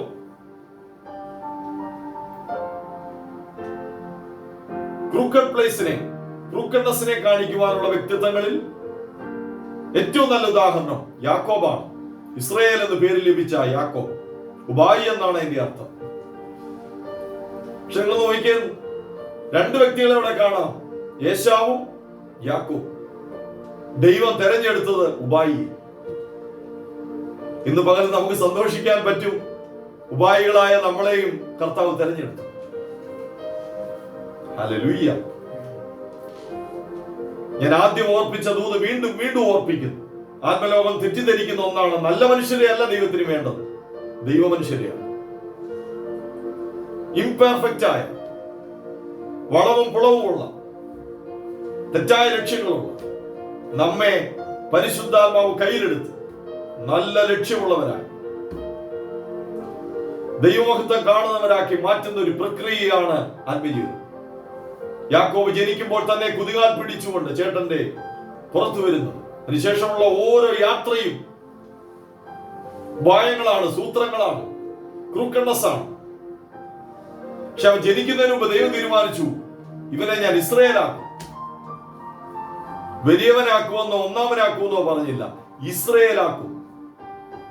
എന്റെ അർത്ഥം ദൈവത്തിന്റെ പ്രഭു, കർത്താവിന്റെ മഹത്വത്തെ വെളിപ്പെടുത്തുന്ന വ്യക്തികളാക്കി മാറ്റാനാണ് ദൈവം നമ്മെ വിളിച്ചിരിക്കുന്നത്. ലോകമെല്ലാം പറയുന്നത് ഒന്നാമനാകാനാണ്, വലിയവനാകാനാണ്. അതുകൊണ്ടാണ് വേൾഡ് മുഴുവൻ കോമ്പറ്റീഷനാണ്. നമ്മുടെ സ്കൂളിൽ ചെന്ന കോമ്പറ്റീഷൻ, വീടുകളിൽ കോമ്പറ്റീഷൻ, ചേട്ടനാനിയൻ തമ്മിൽ, സിസ്റ്റേഴ്സ് തമ്മിൽ, ഫ്രണ്ട്സ് തമ്മിൽ, കളിക്കാൻ ചെല്ലുന്നിടത്ത് മൊത്തം കോമ്പറ്റീഷനാണ്. വളരെ വിഷമത്തോടെ പറയട്ടെ, ഈ നാളുകൾ ആത്മലോകത്തേക്കും സൺഡേ സ്കൂളിൽ കോമ്പറ്റീഷൻ, മിനിസ്റ്റേഴ്സിന്റെ ഇടയിൽ കോമ്പറ്റീഷൻ, ആരാണ് വലിയവൻ. നമ്മുടെ യൗവന തലമുറയുടെ ഇടയിൽ, വർഷിപ്പ് ലീഡേഴ്സിന്റെ ഇടയിൽ എന്റെ പാട്ടാണോ അവന്റെ പാട്ടാണോ നല്ലത്, ആർക്കാണ് കൂടുതൽ ലൈക്ക് കിട്ടി. Hallelujah, glory to God. ലൈക്സിന്റെ എണ്ണത്തിലാണ്, ആരും പറയത്തില്ല. ഞാനിത് ഈ സത്യം വിളിച്ചു പറയുമ്പോൾ ആർക്കെങ്കിലും ഉൾക്കൊള്ളാൻ കഴിയുമെങ്കിൽ മാനസാന്തരപ്പെടാൻ തയ്യാറാകുക. ഹല്ലേലൂയ. ഇതൊക്കെ നമ്മുടെ ഉള്ളിൽ കിടക്കുന്ന കോമ്പറ്റീഷനാണ്. ഈ പ്രസംഗിക്കുന്ന ഞാൻ ഉൾപ്പെടെ, ഞാൻ നിങ്ങളോട് പ്രസംഗിച്ചൊരു പ്രസംഗിയാകുകയല്ല. നമ്മൾ ഒരുമിച്ച് രാവിലെ ഞാൻ ഓർപ്പിച്ചതുപോലെ അവന്റെ സന്നിധിയിൽ നമ്മൾ കഴിക്കുന്ന നിമിഷങ്ങളാണ്. ഈ നിമിഷങ്ങൾ ഞാൻ ഇന്ന് പകൽ ആഴത്തിൽ പ്രാർത്ഥിക്കുന്നു, പുതു ചിലത് നമ്മുടെ എല്ലാം ജീവിതത്തിൽ സംഭവിക്കട്ടെ. വിളക്ക് കത്തിച്ചു നിൽക്കുന്ന സ്ത്രീ ഹൃദയത്തിന്റെ ഉള്ളറകളിലേക്ക് പോകാൻ പരിശുദ്ധാത്മാവ് തയ്യാറാണ്. വിളക്ക് കത്തിച്ച് കാണിക്കുകയാണ്. നമ്മൾ കോമ്പറ്റീഷൻ ഉണ്ട്, മത്സരമുണ്ട്, വലിയവനാകാനുള്ള ആഗ്രഹം. അതുകൊണ്ട് പല ആളുകളും സാറ്റിസ്ഫൈഡ് അല്ല, ഹാപ്പി അല്ല. ആത്മലോകം നിറയെ ആളുകളെ കാണുമ്പോൾ ആത്മലോകത്ത് മുഴുവനും സമാധാനമുള്ളവർ കുറവാണ്, ജോയുള്ളവർ കുറവാണ്. ലോകത്തിൽ കാണുന്നത് പോലെ, ഫിലിം ഫീൽഡിൽ കാണുന്നത് പോലെ, സെക്കുലർ ലോകത്തിൽ കാണുന്നത് പോലെ ആത്മലോകത്തും നമ്മുടെ പാപങ്ങൾ വെളിപ്പെട്ടു നിൽക്കുകയാണ്.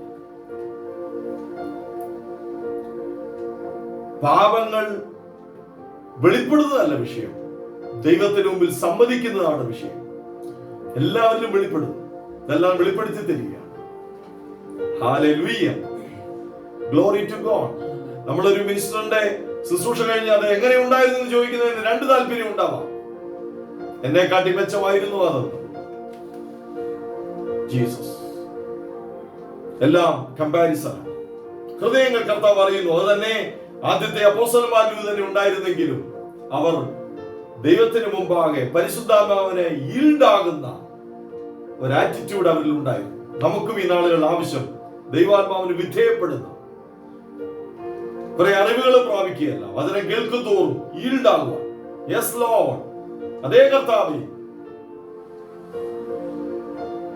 ഇതാ പുതിയ നിയമ ലേഖനങ്ങൾ, അനവധി ലേഖനങ്ങൾ എഴുതി എല്ലാ ദിവസവും ആത്മലോകത്തിൽ ഒരു പ്രാവശ്യമെങ്കിലും പറയുന്ന പേരാണ് പൗലോസ്.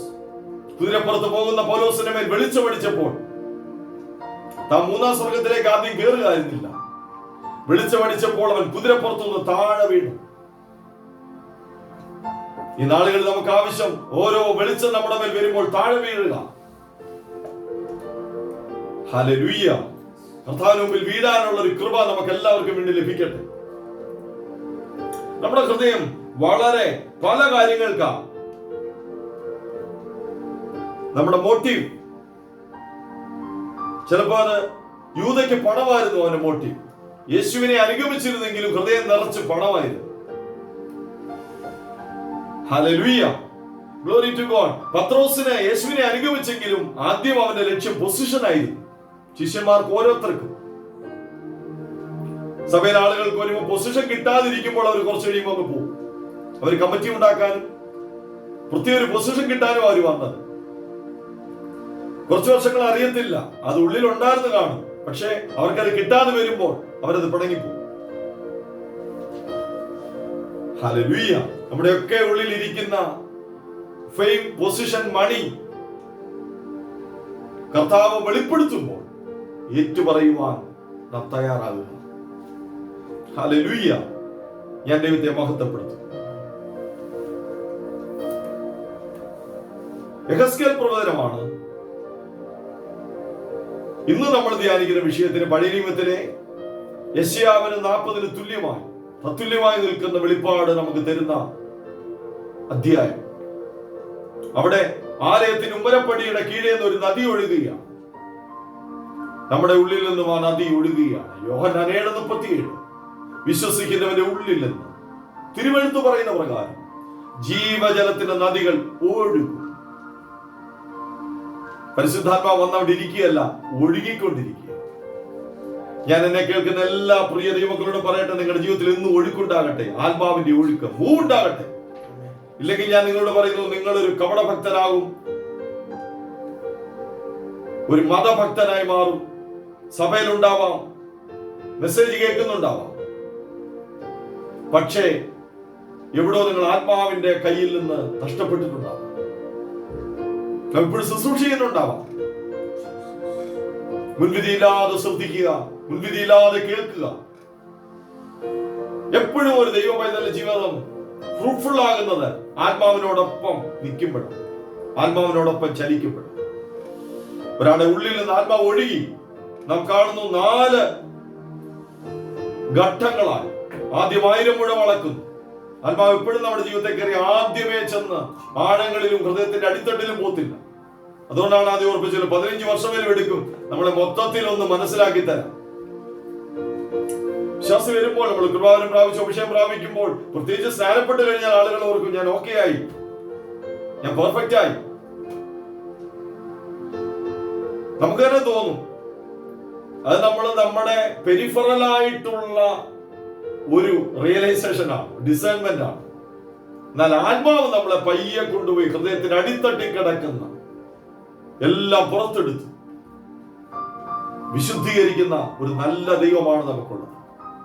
ആത്മാവ് 4 ഘട്ടങ്ങളായി ഒരു വ്യക്തിയിലേക്ക് ഇറങ്ങുന്നതാണ്. എഹെസ്കേൽ 40 1000 മുഴം അളന്നു. 1000 അത്രയും ജീവിതത്തിന്റെ ഏറിയ പരിശുദ്ധാത്മാവ് സ്വന്തമാക്കി എന്നാണ് അതിന്റെ അർത്ഥം. അളക്കുക എന്ന് പറഞ്ഞാൽ നമ്മുടെ വീട് 5 സെന്റ് അളന്നു എന്ന് പറഞ്ഞാൽ 5 സെന്റ് അളന്ന് സ്വന്തമാക്കിയെന്നാണ്. നമ്മുടെ ഇതുപോലെ ലൈഫ് എന്ന് പറയുന്നത് വലിയ ഒരു ഏറിയയാണ്. 5.5 അടിയോ 6 അടിയോ ഉള്ള ഒരു വ്യക്തിയല്ല. അതിനപ്പുറം നമ്മുടെ ഹൃദയവും മനസ്സും കിടക്കുന്നത് ഭയങ്കര വൈഡാണ്. ആദ്യം വായിച്ചതുപോലെ ആകാശത്തോളം ഉയരവും ഭൂമിയോളം ആഴങ്ങളും അതിനുണ്ട്. ഒരുപാട് മേഖലകളെ ദൈവത്തിന് സ്വന്തമാക്കുവാനുണ്ട്. ഇച്ചിരി കട്ടിയായ വചനമാണ് ദൈവം നമുക്ക് ഈ സീസണിൽ തന്നത്. വചനത്തിൽ വായിക്കുന്ന പോലെ, ഫിലിപ്പി ലേഖനത്തിൽ വായിക്കുന്ന പോലെ സത്യമായത്, ഘനമായത്. ഈ ലോക്ക്ഡൌൺ സീസണിൽ ആത്മാവിൽ നിന്ന് നമുക്ക് പ്രാപിക്കാം, അവന് മഹത്വം കൊടുക്കാം. ഹല്ലേലൂയ. ആത്മാവ് നമ്മളുടെ ഒഴുകുകയാണ്, 4 ഘട്ടമായി ഒഴുകുന്നു. ഞാൻ അതിലേക്ക് പോകുന്നില്ല, ഡീപ്പായ ഒരു വിഷയമാണ്. പിന്നത്തേതിൽ നമുക്ക് അതിലേക്ക് മടങ്ങി വരാം. അതിന്റെ 47 11 വാക്യം അതോടെ പറഞ്ഞ് പ്രാർത്ഥിക്കാൻ ഇന്ന് പകൽ ആഗ്രഹിക്കുക. എന്നാൽ അതിന്റെ ചേറ്റുകണ്ടങ്ങളും കുഴിനിലങ്ങളും പത്യമായി വരാതെ ഉപ്പ് പഠനയ്ക്ക് വിട്ടേക്കും. ഈ നദി ഒരുപാട് സ്ഥലങ്ങളിൽ കൊടുക്കുക, ഇത് മരുഭൂമിയിൽ കൂടെ ഒഴുകുകയാണ്. അതാണ് 35 വായിക്കുന്നത്. പരിശുദ്ധാത്മാവ് നമ്മുടെ ജീവിതത്തിന്റെ മാനസിക മണ്ഡലങ്ങൾ മരുഭൂമിയാണ്. ദൈവസാന്നിധ്യമില്ലാതെ കിടക്കുന്ന വരണ്ട സ്ഥലങ്ങളാണ്. അതുപോലെ തന്നെ ഇടയ്ക്ക് നമ്മൾ തന്നെ ഇരിക്കുമ്പോൾ, ഒത്തിരി ഒറ്റയ്ക്കൊരാൾ ഇരിക്കുമ്പോൾ എത്രത്തോളം പ്രാർത്ഥിക്കാൻ പറ്റുന്നുണ്ടോ അത്രത്തോളം ഉണ്ട് നമ്മുടെ ആത്മീയം. കൂട്ടായ്മയിൽ ഇരിക്കുമ്പോൾ നമ്മള് ജോയിയാണ്. കറക്റ്റ് കൂട്ടായ്മ എന്നും വേണം. അതാണ് നമ്മളെ ബലപ്പെടുത്തുന്നത്, പുഷ്ടി തരുന്നത്. അഭിഷേകം ചെയ്യുന്നതൊക്കെ കൂട്ടായ്മയിലാണ്. എങ്കിൽ നമുക്ക് ഒറ്റയ്ക്ക് ഇരിക്കുമ്പോൾ ഒത്തിരി ശൂന്യത വരുന്നെങ്കിൽ അതിന്റെ അർത്ഥം ഒത്തിരി മരുഭൂമി നമ്മളിലുണ്ടെന്ന്. ലോൺലെസ് ഫീൽ ചെയ്യുന്ന വ്യക്തിയാണോ നിങ്ങൾ? അതിന്റെ അർത്ഥം അത്രയും മരുഭൂമിയുണ്ട്. എനിക്ക് ആരുമില്ലെന്നാണ് തോന്നൽ. എന്നെ ആരും സ്നേഹിപ്പാനില്ല, അത് മരുഭൂമിയാണ്. നമ്മൾ ഒരുമിച്ച് വരുമ്പോൾ എല്ലാവർക്കും പ്രാർത്ഥിക്കാൻ ആവേശമാണ്. തന്നെ ഇരിക്കുമ്പോൾ നമ്മൾ അത്രയും പ്രാർത്ഥിക്കുന്നുണ്ട്, അത്രയും പ്രസൻസ് ഓഫ് ഗോഡ് നമുക്കുണ്ട്. ചിലർക്ക് ഒറ്റയ്ക്കിരിക്കാൻ ഇഷ്ടം. കാരണം അവര് പറയാറുണ്ട്, എന്നെ കാത്ത എന്റെ യേശുവിന്റെ റൂമിൽ ഇരിക്കുന്നു, അവരോട് സംസാരിക്കാനുള്ള സമയമാണ്. അല്ലാത്തൊരു ബോറിംഗ് എന്ന് പറയുന്നത് അത്രയും നമ്മുടെ മൈൻഡ് വിൽഡർനെസ്സിലാണ്, മരുഭൂമിയിലാണ്. യെശയ്യാവ് 35 പറയുന്നു, മരുഭൂമിയെ അവൻ ഉദ്യാനമാക്കും. ഹല്ലേലൂയ. വരണ്ട നിലത്ത് ദൈവം നീരൊഴുക്കുകൾ പകരും. പ്രിയപ്പെട്ടവരെ, പുതിയ നിയമത്തിന്റെ ആഴങ്ങൾ നമ്മുടെ മേൽ ദൈവം പ്രകാശിപ്പിക്കട്ടെ. ആത്മാവിൽ മാത്രമാണ് യേശു വന്നത്. അതാണ് രക്ഷ, ആത്മരക്ഷ. എന്നാൽ നമ്മുടെ ഹൃദയം, മനസ്സ് ഒരുപാട് ഏറിയയിലേക്ക് പരിശുദ്ധാത്മാവിന് വരാനുണ്ട്. എങ്കിലേ നമ്മുടെ ഏകാന്തതകൾ മാറുകയുള്ളൂ, ലോൺലെസ് മാറുകയുള്ളൂ, ഡ്രൈനെസ് മാറുകയുള്ളൂ. ഇല്ലെങ്കിൽ നമ്മൾ ഏതോ ഒരു മീറ്റിങ്ങിന് നാം സന്തോഷം പ്രാപിക്കും, പക്ഷെ തന്നെ ഇരിക്കുമ്പോൾ നമ്മൾ ഒത്തിരി ഡ്രൈ ആവും. നിങ്ങള് കുറ്റബോധത്തിൽ പോകണ്ട. ഈ ദൂതുകൾ കേൾക്കുമ്പോൾ പറ, കർത്താവേ, എന്റെ ജീവിതത്തിൽ ഒത്തിരി മരുഭൂമിയുണ്ട്, ഈ നദി മരുഭൂമിയിൽ കൂടെ ഒന്ന് ഒഴുക്കണമേ. ഹല്ലേലൂയ. ഈ മരുഭൂമിയിൽ കൂടി നദി ഒഴുകിയാൽ അതിന്റെ അർത്ഥം നാം എഹെസ്കേൽ 47 കാണുന്ന ഈ നദി ഒഴുകുന്ന സ്ഥലങ്ങളെല്ലാം പഥ്യമാകും. അർത്ഥം അത് വിശുദ്ധമാകും. ഹല്ലേലൂയ. ഈ നദി പോകുന്നിടത്തെല്ലാം അർത്ഥം അത് സൗഖ്യമാകും. താങ്കളുടെ മനസ്സിന് സൗഖ്യം ആവശ്യമാണ്, വൈകാരിക മേഖലകൾക്ക് സൗഖ്യം ആവശ്യമാണ്. മറ്റൊന്നും ചെയ്യാനില്ല. കഴിഞ്ഞ ആഴ്ച ഓർപ്പിച്ച പോലെ ഒരു സൈക്യാട്രിസ്റ്റ് അഴുക്കുള്ള കുടത്തെ മൂടി കെട്ടിവിടും. പരിശുദ്ധാത്മാവ് അതല്ല ചെയ്യുന്നത്, മൂടി അഴിച്ചു കളഞ്ഞ് ഹൃദയത്തെ ആ കുടത്തിനകത്തേക്ക് കൈയിട്ട് എല്ലാ അശുദ്ധികളെയും വാരിയെടുക്കാൻ. നമുക്ക് തന്നെ വേസ്റ്റ് ഒക്കെ കണ്ടാൽ എടുക്കാൻ എന്ത് ബുദ്ധിമുട്ടാണ്. പക്ഷെ ഭൂമിയിൽ ഏറ്റവും താഴ്മയുള്ള ആള് മഹാത്മാഗാന്ധി അല്ല. അദ്ദേഹത്തെ നമുക്ക് സല്യൂട്ട് ചെയ്യാം. അദ്ദേഹം രാഷ്ട്രപിതാവാണ്, നല്ല കാര്യങ്ങൾ പറഞ്ഞ ആളാണ്. ഏറ്റവും താഴ്മയുള്ള ആള് സുവിശേഷകൻ എന്ന നിലയിൽ ഞാൻ പറയും, ദൈവമായിരുന്നവൻ താണഭൂമിയിലേക്ക് മനുഷ്യനായി ഇറങ്ങി വന്ന യേശു തന്നെയാണ്. ഇന്നവൻ ആത്മാവിൽ നമ്മുടെ ഉള്ളിലുണ്ട്. അതാണ് താഴ്മ. നമ്മുടെ അശുദ്ധിയെ വാരാൻ ഒരു വൈമനസ്യവുമില്ല, ഒരറപ്പുമില്ല. നമ്മൾ പറഞ്ഞില്ലേ അറപ്പ് തോന്നുന്നു, അവൻ അറപ്പില്ല. നമ്മുടെ വൈകൃതങ്ങളെ കണ്ടിട്ട് നീ കൊള്ളില്ല എന്ന് പറഞ്ഞവിടെ ഇട്ടിട്ട് പോത്തില്ല, അവിടെ നിൽക്കും. നാം അവനോടൊപ്പം നിൽക്കണം. ഹല്ലേലൂയ. മനോഹരമായ പാട്ടില്ലേ, നഗ്നൻ ഞാൻ നിൻ വസ്ത്രം താ, ഹീനൻ ഞാൻ നിൻ കൃപ താ. Hallelujah, glory to God. നമ്മുടെ നഗ്നത കാണുമ്പോൾ നമുക്ക് പറയാം, കർത്താവേ നിന്റെ വസ്ത്രം താ. ഏകാന്തതയാണോ? വചനം ഇങ്ങനെ പറയുന്നു, യഹോവയുടെ സഖിത്വം തന്റെ ഭക്തന്മാർക്കുണ്ടാകും. അർത്ഥം ഇന്റിമസി. അപ്പൻ, അമ്മ, സഹോദരൻ, സഹോദരി, പാസ്റ്റർ ആരും നമ്മുടെ അടുത്തുണ്ടാകത്തില്ല. പക്ഷെ ഉറപ്പ് തരുന്നു, ലോക അവസാനത്തോളം എല്ലാ നാളും ഞാൻ നിങ്ങളോട് കൂടെയിരിക്കും. ഉറങ്ങുമ്പോൾ, എഴുന്നേൽക്കുമ്പോൾ, കിച്ചണിൽ, വണ്ടി ഓടിക്കുമ്പോൾ, തന്നെ ഇരിക്കുമ്പോൾ, ഒറ്റപ്പെടുമ്പോൾ നാം പാടാറില്ലേ, കൂടെയിരിക്കും. ഓ യേശുവേ എന്നെ വിട്ട് ദൂരെ പോകല്ലേ. റിയലായി ദൈവസാന്നിധ്യം മരുഭൂമിയിൽ ടേസ്റ്റ് ചെയ്ത എല്ലാ വ്യക്തികൾക്കും വേറെ ഒന്നും അവർക്ക് വേണ്ട, നിൻ സാന്നിധ്യം മതി. ഇതെല്ലാം ഈ നമ്മൾ കഴിഞ്ഞ വർഷങ്ങളിൽ പാടി ആരാധിച്ച പാട്ടുകളാണ്. നിൻ സാന്നിധ്യം മതി കർത്താവേ. ഹല്ലേലൂയ. യെശയ്യാവ് 35 പറഞ്ഞ അനുഗ്രഹം നമ്മുടെ മേലെല്ലാം വരട്ടെ. മരുഭൂമിയെ അവൻ ഉദ്യാനമാക്കും, വരണ്ട നിലത്തവൻ നീരൊഴുക്കുകൾ പകരും. Hallelujah, glory to God. ഇന്ന് പ്രഭാതം ഇത് കേൾക്കുന്ന എല്ലാ പ്രിയപ്പെട്ടവരും ഏകലക്ഷ്യത്തോടെ പറഞ്ഞതിന്റെ സാന്നിധ്യം മതി. എന്റെ മനസ്സിലേക്ക്, എന്റെ വികാരത്തിലേക്ക്, എന്റെ ഹൃദയത്തിന്റെ അടിത്തട്ടിലേക്ക് ഇറങ്ങണമേ. നമ്മൾ കഴിഞ്ഞ ദിവസങ്ങളിൽ ഒരു ഭക്തൻ എഴുതിയ പാട്ട, ആഴത്തിൽ എന്നോട് ഇടപെടണമേ. എന്താണ് ഈ ആഴം? ഹല്ലേലൂയ. ഹൃദയത്തിൽ എത്രത്തോളം ആത്മാവിനെ അനുഭവിക്കുമോ അത്രത്തോളം നിങ്ങൾ ആത്മീയരാകും, അത്രത്തോളം നിങ്ങൾ തേജസ്സുള്ളവരാകും, അത്രത്തോളം നിങ്ങൾ വിശുദ്ധീകരിക്കപ്പെടും. ആത്മാവിന് ഇടം കൊടുക്കാം. Hallelujah, glory to God. എന്നാൽ ആത്മാവ് ചെന്നപ്പോൾ ചേറ്റുകണ്ടങ്ങളും കുഴിനിലങ്ങളും പത്യമായി വരാതെ വിട്ടുകളഞ്ഞു. നമ്മുടെയൊക്കെ ജീവിതത്തിൽ ആർക്കും കയറി വരാൻ തുറന്നു കൊടുക്കാത്ത ഒരുപാട് അറകൾ ഇതിനകത്ത് കിടപ്പുണ്ട്. ആരെയും നമ്മൾ സമ്മതിച്ചിട്ടില്ല, നമുക്ക് തന്നെ അറിയത്തില്ല. അത് കൂട്ടിയിട്ടേക്കുക. ഭർത്താവിനോ ഭാര്യയ്ക്കോ കുഞ്ഞുങ്ങൾക്കോ ഒക്കെ അറിയാത്ത രഹസ്യ അറകൾ അകത്ത് കിടപ്പുണ്ട്. ഹൃദയം ഒരു 100 അറകളുടെ ഒരു കൂട്ടമാണ്. ഒരുപാട് അറകൾ നിറഞ്ഞതാണ് നമ്മുടെ ഹൃദയം. ആർക്കും നമ്മളോട് തുറന്നു കൊടുത്തിട്ടില്ല. എത്രയോ രഹസ്യങ്ങൾ അകത്ത് കിടപ്പുണ്ട്. കർത്താവിൽ അവന്റെ മുമ്പിൽ സകലവും നഗ്നവും വളർന്നവുമായി കിടക്കും. കർത്താവിന് സകലവും അറിയാം. പക്ഷെ നമുക്ക് അവൻ അറിയുന്നുണ്ടെന്നുള്ള അറിവ്, ആ വെളിപ്പാട് നമുക്കും ഉണ്ടാകട്ടെ. എന്നിട്ട് അവന്റെ മുമ്പിലേക്ക് നമുക്ക് സമർപ്പിച്ചു കൊടുക്കാം. ആ ഇതുവരെ കേറി പരിശുദ്ധാത്മാവ് ചെല്ലാത്ത വ്യക്തിത്വങ്ങളുടെ മേഖലകളിലേക്ക് ഈ ദിവസങ്ങളിൽ ആത്മാവ് ഇറങ്ങി ചെല്ലട്ടെ. നിങ്ങൾ നോക്കി, യാക്കോബിന്റെ ചരിത്രം കൂടെ പറഞ്ഞ് പ്രാർത്ഥിക്കുന്നു. ഉൽപ്പത്തി പുസ്തകം 27-ാം അധ്യായത്തിലാണ് യാക്കോബിന്റെ ചരിത്രം ആരംഭിക്കുന്നത്. നീണ്ട 32-ാം അധ്യായം വരെ, ഉൽപ്പത്തി പുസ്തകം 27 മുതൽ 32 വരെ ഉള്ള അധ്യായങ്ങൾ മൊത്തം യാക്കോബിന്റെ ജീവിതാനുഭവങ്ങളാണ്. മൊത്തം ക്രൂക്കഡ്നെസ് നിറഞ്ഞ സൂത്രശാലിയായ ഉപായിയായ മനുഷ്യനെ കാണുന്നു യാക്കോബ്. എല്ലായിടത്തും താൻ ടെക്നിക്ക് ഉപയോഗിക്കുക, പൊളിറ്റിക്സ് ഉപയോഗിക്കുക. പല ആളുകളും സ്വന്തം വിവേകത്തിലും സ്വന്തം ബുദ്ധിയിലും ഒക്കെ നേടിയെടുത്തിട്ട് പറയും ദൈവം എനിക്ക് തന്നു. ഈ ഭൂമിയിൽ ഒത്തിരി കാര്യങ്ങൾ നേടിയെടുക്കാൻ പറ്റും, ശാശ്വതമല്ലെന്നേ ഉള്ളൂ. അതല്ല ബ്ലെസ്സിംഗ്. ഹല്ലേലൂയ. പക്ഷെ നീണ്ട സമയങ്ങൾ എടുത്തു യാക്കോബിന്റെ ദുർഘടമായ മേഖലകളെ, വളഞ്ഞ വഴികളെ തൊടുവാൻ.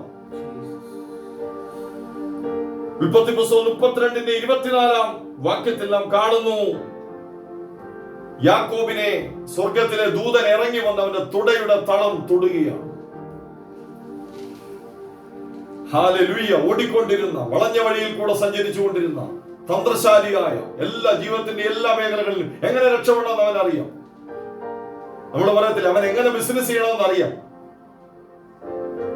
സ്ട്രാറ്റജി ഉണ്ട്, മാർക്കറ്റിംഗ് അവൻ അറിയാം. സുവിശേഷത്തിലുള്ള ആത്മലോകത്തിൽ തന്നെ ഒരുപാട് പേർ ദൈവദാസന്മാർ പോൽ പറയുന്നത് കേട്ട് എന്റെ ഹൃദയം ഒത്തിരി വിഷമിച്ചിട്ടുണ്ട്. ആ വ്യക്തി മതി സുവിശേഷ വേലയ്ക്ക്. മാർക്കറ്റിംഗ് അറിയാം, ലോകത്തിന്റെ മെതേഡാണ്, ടെക്നിക്കുകളാണ്, പൊളിറ്റിക്സ് ആണ്, ഐഡിയാസ് ആണ്. അതായിരുന്നു യാക്കോബിന്റെ ജീവിതം മുഴുവനും. ആളുകളെ ചനയേൽപ്പിക്കുന്നത് ഇന്നും ഭൂമിയിൽ പലർക്കും പിടികിട്ടിയിട്ടില്ല. അത്രയ്ക്കും ബ്രില്യന്റ് ആയിരുന്നു യാക്കോബ്. യാക്കോബേ, ഇതൊന്നും ദൈവത്തിന് വേണ്ട, ഇത് നിന്റെ ക്രൂക്കഡ്നെസ് ആണ്, വളഞ്ഞ വഴിയിൽ ദൈവമില്ലാതെ നീ ചെയ്യുന്ന നിന്റേതായ സ്വന്തം ബുദ്ധിയിൽ സ്വന്തം വിവേകത്തിൽ നീ ചെയ്യുന്നതിന്റെ ഹൃദയത്തിലെ വളഞ്ഞ അനുഭവങ്ങളാണ്. എന്നാൽ ദൂതൻ ഇറങ്ങി വന്ന് തൊടുന്നത് അവിടെയാണ്. ഓടിക്കൊണ്ടിരുന്ന സ്വന്തം വിവേകത്തെ, സ്വന്തം വഴിയെ, വളഞ്ഞ വഴിയെ കർത്താവ് തൊട്ടു. പക്ഷെ യാക്കോബിന്റെ പ്രത്യേകത നമ്മളിൽ പലരുടെ കൂട്ടയല്ല. യാക്കോബ് ഈൽഡാണ്. അന്നവൻ സമർപ്പിച്ചു. അതാണ് അവിടെ എഴുതിയിരിക്കുന്നത്. ദൂതനോട് അവൻ പൊരുതി നോക്കി. നമ്മളിങ്ങനെ ഒത്തിരി പൊരുതും ആത്മാവിനോട്, സമ്മതിക്കത്തില്ല പലതും. എത്ര അനുഭവങ്ങൾ നമുക്ക് ഉണ്ടായാൽ നമ്മൾ സമ്മതിക്കത്തില്ല. നമുക്ക് ഇന്ന വീഴ്ചയുണ്ടെന്ന്, നമുക്ക് ഇന്ന ബലഹീനതയുണ്ടെന്ന്, നമ്മൾ ഇച്ചിരി കളിപ്പീരുണ്ടെന്ന്. ഹല്ലേലൂയ. നമ്മൾ പെട്ടെന്ന് ഒരാളെ കാണുമ്പോഴത്തേനെ ആത്മീയരാവും, പ്രൈസലോടൊക്കെ പറഞ്ഞ്. ഹല്ലേലൂയ. സമ്മതിക്കുക. യാക്കോബോടെ സമ്മതിച്ചു. അതാണ് യാക്കോബിന്റെ ജീവിതത്തിലെ വ്യത്യസ്തത. ഇങ്ങനെയുള്ള ആളുകളെ ദൈവം അന്വേഷിക്കുന്നു. നമ്മളെല്ലാം യാക്കോബിന്റെ കൂട്ടുള്ള അനുഭവങ്ങളുണ്ട്. പക്ഷേ പലരും സമ്മതിക്കുന്നു. അവിടെ അവൻ പൊരുതി ദൂതന് മുമ്പിൽ തോറ്റു. അന്ന് അവനൊരു പേര് വീണു, ഇസ്രായേൽ, ദൈവത്തിന്റെ പ്രഭു. അന്ന് മുതൽ അവന്റെ നിയന്ത്രണം സ്വർഗത്തിലെ ദൈവമാണ്. അവന്റെ ചിന്തയിലും അവന്റെ വഴിയിലും അവന്റെ ഗിമ്മിക്സിലുമല്ല പിന്നെ ലൈഫ്. പരിശുദ്ധാത്മാവിനെ നിയന്ത്രിക്കുവാൻ അവൻ ഏൽപ്പിച്ചു കൊടുത്തു. ഇതാണ് നമ്മുടെ ജീവിതം. എല്ലാ താഴ്വരകളും നികന്നു വരട്ടെ, എല്ലാ മലയും കുന്നും താണു വരട്ടെ, വളഞ്ഞത് നേരെയാകട്ടെ, ദുർഘടങ്ങൾ സമമാകട്ടെ. ഹൃദയത്തിലെ പലയേറിയ വളഞ്ഞും പുളഞ്ഞും കിടക്കുന്ന വ്യക്തിത്വങ്ങളിലെ സകല മേഖലകളും പരിശുദ്ധാത്മാവ് ഇറങ്ങി വന്ന് ഹീൽ ചെയ്ത്, ഡിസിപ്ലിൻ ചെയ്ത്, തൊട്ട പത്യമാക്കി, സൗഖ്യമാക്കി നമ്മെ വീണ്ടെടുക്കട്ടെ. നല്ല വ്യക്തിത്വങ്ങളായി ഒരു കംപ്ലീറ്റ് മാൻ, പെർഫെക്റ്റ് മാൻ. അത് ക്രിസ്തു ഒരാളിൽ ചെയ്യുന്ന വർക്കാണ്, പരിശുദ്ധാത്മാവ് ചെയ്യുന്ന വർക്കാണ്. ഇവിടെ ലൂക്കോസ് 15 നമ്മൾ കണ്ടത് നഷ്ടപ്പെട്ട ദ്രഹ്മയെ ആത്മാവ് കണ്ടെടുക്കുക. അത് കഴിയുമ്പോൾ മൂന്നാമത് കാണുന്നത് നഷ്ടപ്പെട്ട മകൻ ഒരു വീട്ടിലേക്ക് മടങ്ങി വരികയാണ്. അവിടെ നിൽക്കുന്ന മറ്റാരുമല്ല, പിതാവാം ദൈവമാണ്. ഈ മൂന്ന് വകകളിലും നമുക്ക് ഡിവൈൻ ട്രിനിറ്റി കാണാം, ത്രിത്വം കാണാം. പിതാവാം ദൈവത്തെയും പുത്രനായ ദൈവത്തെയും പരിശുദ്ധാത്മാവാം ദൈവത്തെയും മൂന്നും നമുക്ക് അവിടെ കാണാം. ഒന്നാമത്തെ ഉപമയിൽ യേശുവിനെ കാണാം, രണ്ടാമത്തെ ഉപമയിൽ പരിശുദ്ധാത്മാവിനെ കാണാം, മൂന്നാമത്തെ ഉപമയിൽ പിതാവാം ദൈവത്തെ കാണാം. കർത്താവ് നമ്മളെ വീണ്ടെടുത്തു, പരിശുദ്ധാത്മാവ് നമ്മളെ വിശുദ്ധീകരിച്ചു, സൗഖ്യമാക്കി. നമ്മളെ കണ്ടുകിട്ടി. ഇനിയും നമുക്ക് മൂന്നാമത് ചെല്ലാനുള്ള പിതാവിന്റെ ഭവനത്തിലേക്ക് 2 കരവും നീട്ടി ദൈവത്തിന്റെ ആലയത്തിൽ കൊല്ലാവുന്ന കല്ലുകളായി തേജസ്സുള്ളവരായി തെറ്റായ ഇന്റൻഷനുകളെല്ലാം മാറി വലിയവനാകാനും ഉന്നതനാകാനും ഒന്നാമനാകാനും ഒക്കെയുള്ള ഹൃദയത്തിന്റെ എല്ലാ വളവുകളും മാറി പിതാവിന്റെ വീട്ടിലേക്ക് കയറി ചെല്ലുന്ന കണ്ടെടുത്ത വീണ്ടെടുക്കപ്പെട്ട മകൻ. ഹല്ലേലൂയ. അവൻ അങ്കിയിട്ടു, അവന് മോതിരം ധരിപ്പിച്ചു, അവന് വടി കൊടുത്തു, തടിപ്പിച്ച കാളക്കുട്ടിയെ അറുത്തു. വാ, നാം തിന്നാനന്ദിക്കാം. ദൈവത്തിന്റെ വിരുന്നിലേക്ക് നാം പോവുകയാണ്. ഇപ്പോൾ നാം വിരുന്ന് അനുഭവിക്കുക. മഹാവിരുന്ന് മുമ്പിൽ വരുന്നുണ്ട്. പുത്രനോട് ഒരുമിച്ച് പിതാവിന്റെ ഭവനത്തിൽ ഇരുന്ന് കഴിക്കേണ്ട വിരുന്ന്. ആ വിരുന്നിലേക്ക് ഈ ദിവസങ്ങളിൽ നമുക്ക് ഒരുങ്ങാം. ഹല്ലേലൂയ. എന്നെ കേട്ടുകൊണ്ടിരിക്കുന്ന എല്ലാ ദൈവമക്കളും തലകളെ വണങ്ങിക്കാട്ടെ. തേജസ്സിന്റെ വചനം. ഹല്ലേലൂയ. Glory to God. ഇന്ന് പകലും നമ്മുടെ മേൽ, നമ്മുടെ ഹൃദയത്തിലേക്ക് ആത്മാവ് കൊണ്ടിടുകയാണ്. ആരും മറുതലിക്കാതെ, ആരും അഭക്തരാകാതെ കർത്താവിന് മുമ്പിൽ അവനെ തൊട്ടു പറ, എന്റെ മുഖത്തേക്ക് നോക്കി പറ, യെസ് ലോ. ഈ വചനം കേട്ടപ്പോൾ എന്റെ ഹൃദയത്തിന്റെ അടിത്തട്ടുകൾ, ഒരുപാട് കോർണറുകളെ കർത്താവേ നീ എന്നെ തൊടുന്നു. ഞാൻ അറിയുന്നു എന്റെ ഹൃദയത്തിന്റെ വളവുകളെ ഞാൻ അറിയുന്നു, ക്രൂക്കഡ് പ്ലേസുകളെ അറിയുന്നു, ദുർഘടങ്ങളെ അറിയുന്നു, റഫ് പ്ലേസസ് ഉണ്ട്. എന്റെ ഹൃദയം സ്ട്രെയിറ്റ് അല്ല, പ്യുവർ അല്ല, ഒത്തിരി ഇന്റൻഷൻ എനിക്കുണ്ട്. യേശുവിനെ ഞാൻ അനുഗമിക്കുന്നു, യേശു മാത്രം മതി എന്ന് പറയുമ്പോൾ തന്നെ അതിനെ കൂടാതെ തന്നെ ഒരുപാട് കാര്യങ്ങൾ യേശുവിനോടൊപ്പം ഞാൻ അന്വേഷിക്കുന്നു. യേശുവിനെ അന്വേഷിക്കുന്ന പറയുമ്പോൾ തന്നെ നമ്മുടെ ഹൃദയം ചിലപ്പോൾ പണമായിരിക്കും അന്വേഷിക്കുന്നത്, നല്ലൊരു പൊസിഷൻ ആയിരിക്കും അന്വേഷിക്കുന്നത്, ഒന്നാമനാകാനായിരിക്കും നാം അന്വേഷിക്കുന്നത്, ഫെയിം ആയിരിക്കാം. ഇതെല്ലാം വിശുദ്ധീകരിക്കപ്പെട്ടെങ്കിൽ മാത്രമേ യെശയ്യാവ് 40 പറയുന്ന സകല ജഡവും അവന്റെ മഹത്വം കാണും. നാം മതഭക്തരാകാതിരിക്കട്ടെ, ആത്മീയരായി മാറും. ദൈവത്തെ എപ്പോഴും പരിശുദ്ധാത്മാവിനെ തൊട്ടനുഭവിക്കുന്ന, കൂടെയിരിക്കുന്ന ആ വലിയ ദൈവകൃപ നമുക്ക് ഒരുമിച്ച് അനുഭവിക്കാം. ഹല്ലേലൂയ.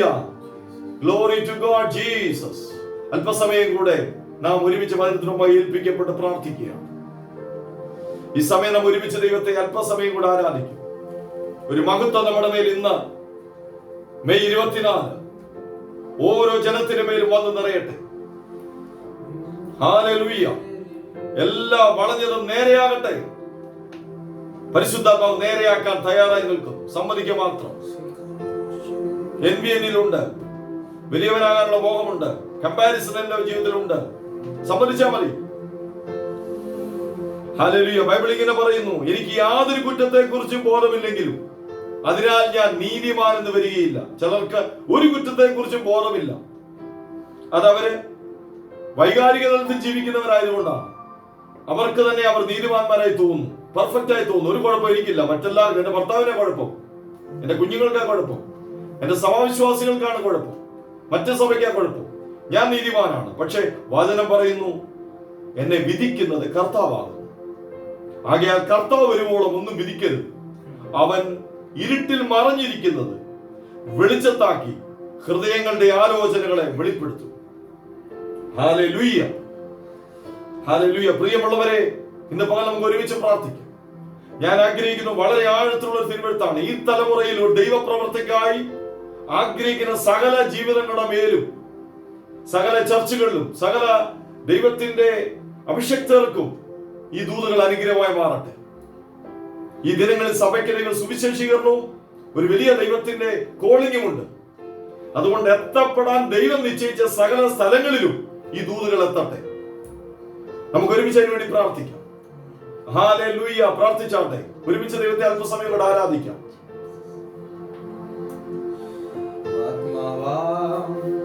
വഴി കാട്ടി എന്നെ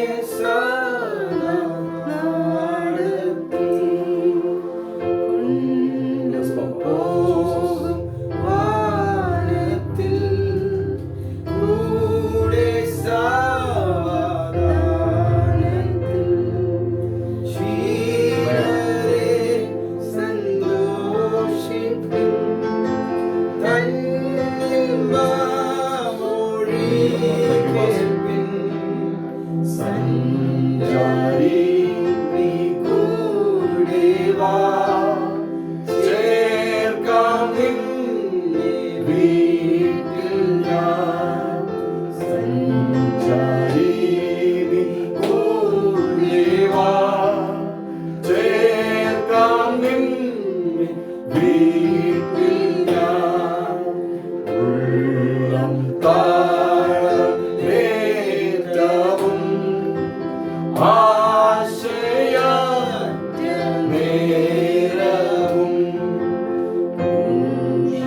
രക്തം കാണിച്ചു ആശ്വാസം നൽകിയിടുന്നു. ശുദ്ധാത്മാവിൻ പ്രഭയിൽ ഞാനോടിക്കും നേരത്തിൽ ശത്രുശല്യം ഒന്നുമേ പേടിക്കേണ്ട എങ്ങുമേ.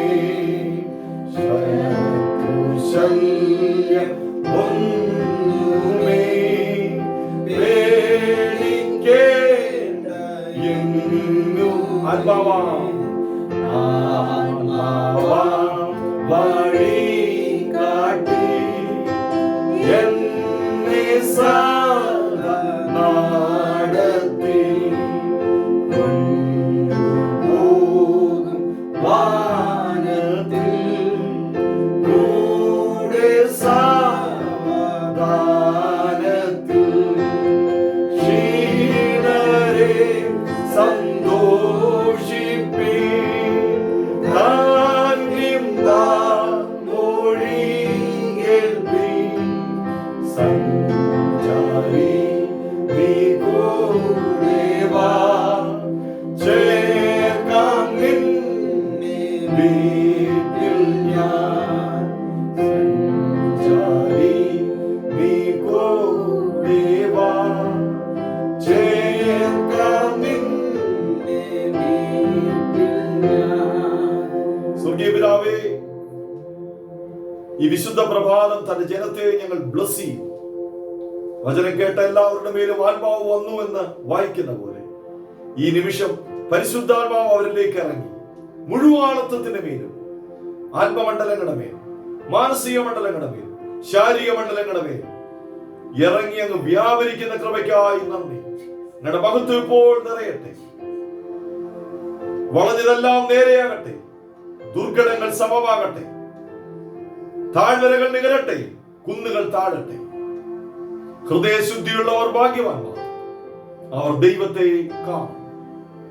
കർത്താവെ, തെറ്റായ ഞങ്ങളുടെ ഹൃദയത്തിന്റെ അടിത്തട്ടിൽ കിടക്കുന്ന താല്പര്യങ്ങൾ, ഞങ്ങൾക്ക് പോലും അറിയാത്ത ഞങ്ങളുടെ വ്യക്തിത്വങ്ങളിലെ കപട്യങ്ങൾ, കപടതകൾ, മറകൾ, ആ ഉള്ളറകളിലേക്ക് ആത്മാവി ദിവസങ്ങളിൽ ഇറങ്ങണമേ. തന്റെ ജനത്തെ വിശുദ്ധീകരിക്കണമേ. അടിയങ്ങളെ എല്ലാം അതിനുവേണ്ടി ഒരുമിച്ച് സമർപ്പിക്കുന്നു. അങ്ങയുടെ മഹത്വം വെളിപ്പെടുത്തും. ഈ ദൂത് കേട്ട സകല മക്കളുടെ പേരും ദൈവത്തിന്റെ സൗഖ്യം കർത്താവ് അയക്കുന്നതിനാ സ്തോത്രം. ഈ നദി ചെന്ന് ചേരുന്നിടത്തൊക്കെയും ചലിക്കുന്ന സകല പ്രാണികളും ജീവിച്ചിരിക്കും. അത് ചെന്നിടത്തെല്ലാം പഥ്യമായി എന്ന് വായിക്കുന്ന പോലെ അത് വിശുദ്ധീകരണമായും സൗഖ്യമായി തീരട്ടെ. തന്റെ ജനം മഹത്വത്താൽ നിറയട്ടെ.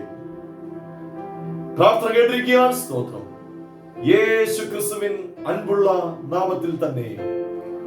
ആമേൻ, ആമേൻ, ആമേൻ. God bless you.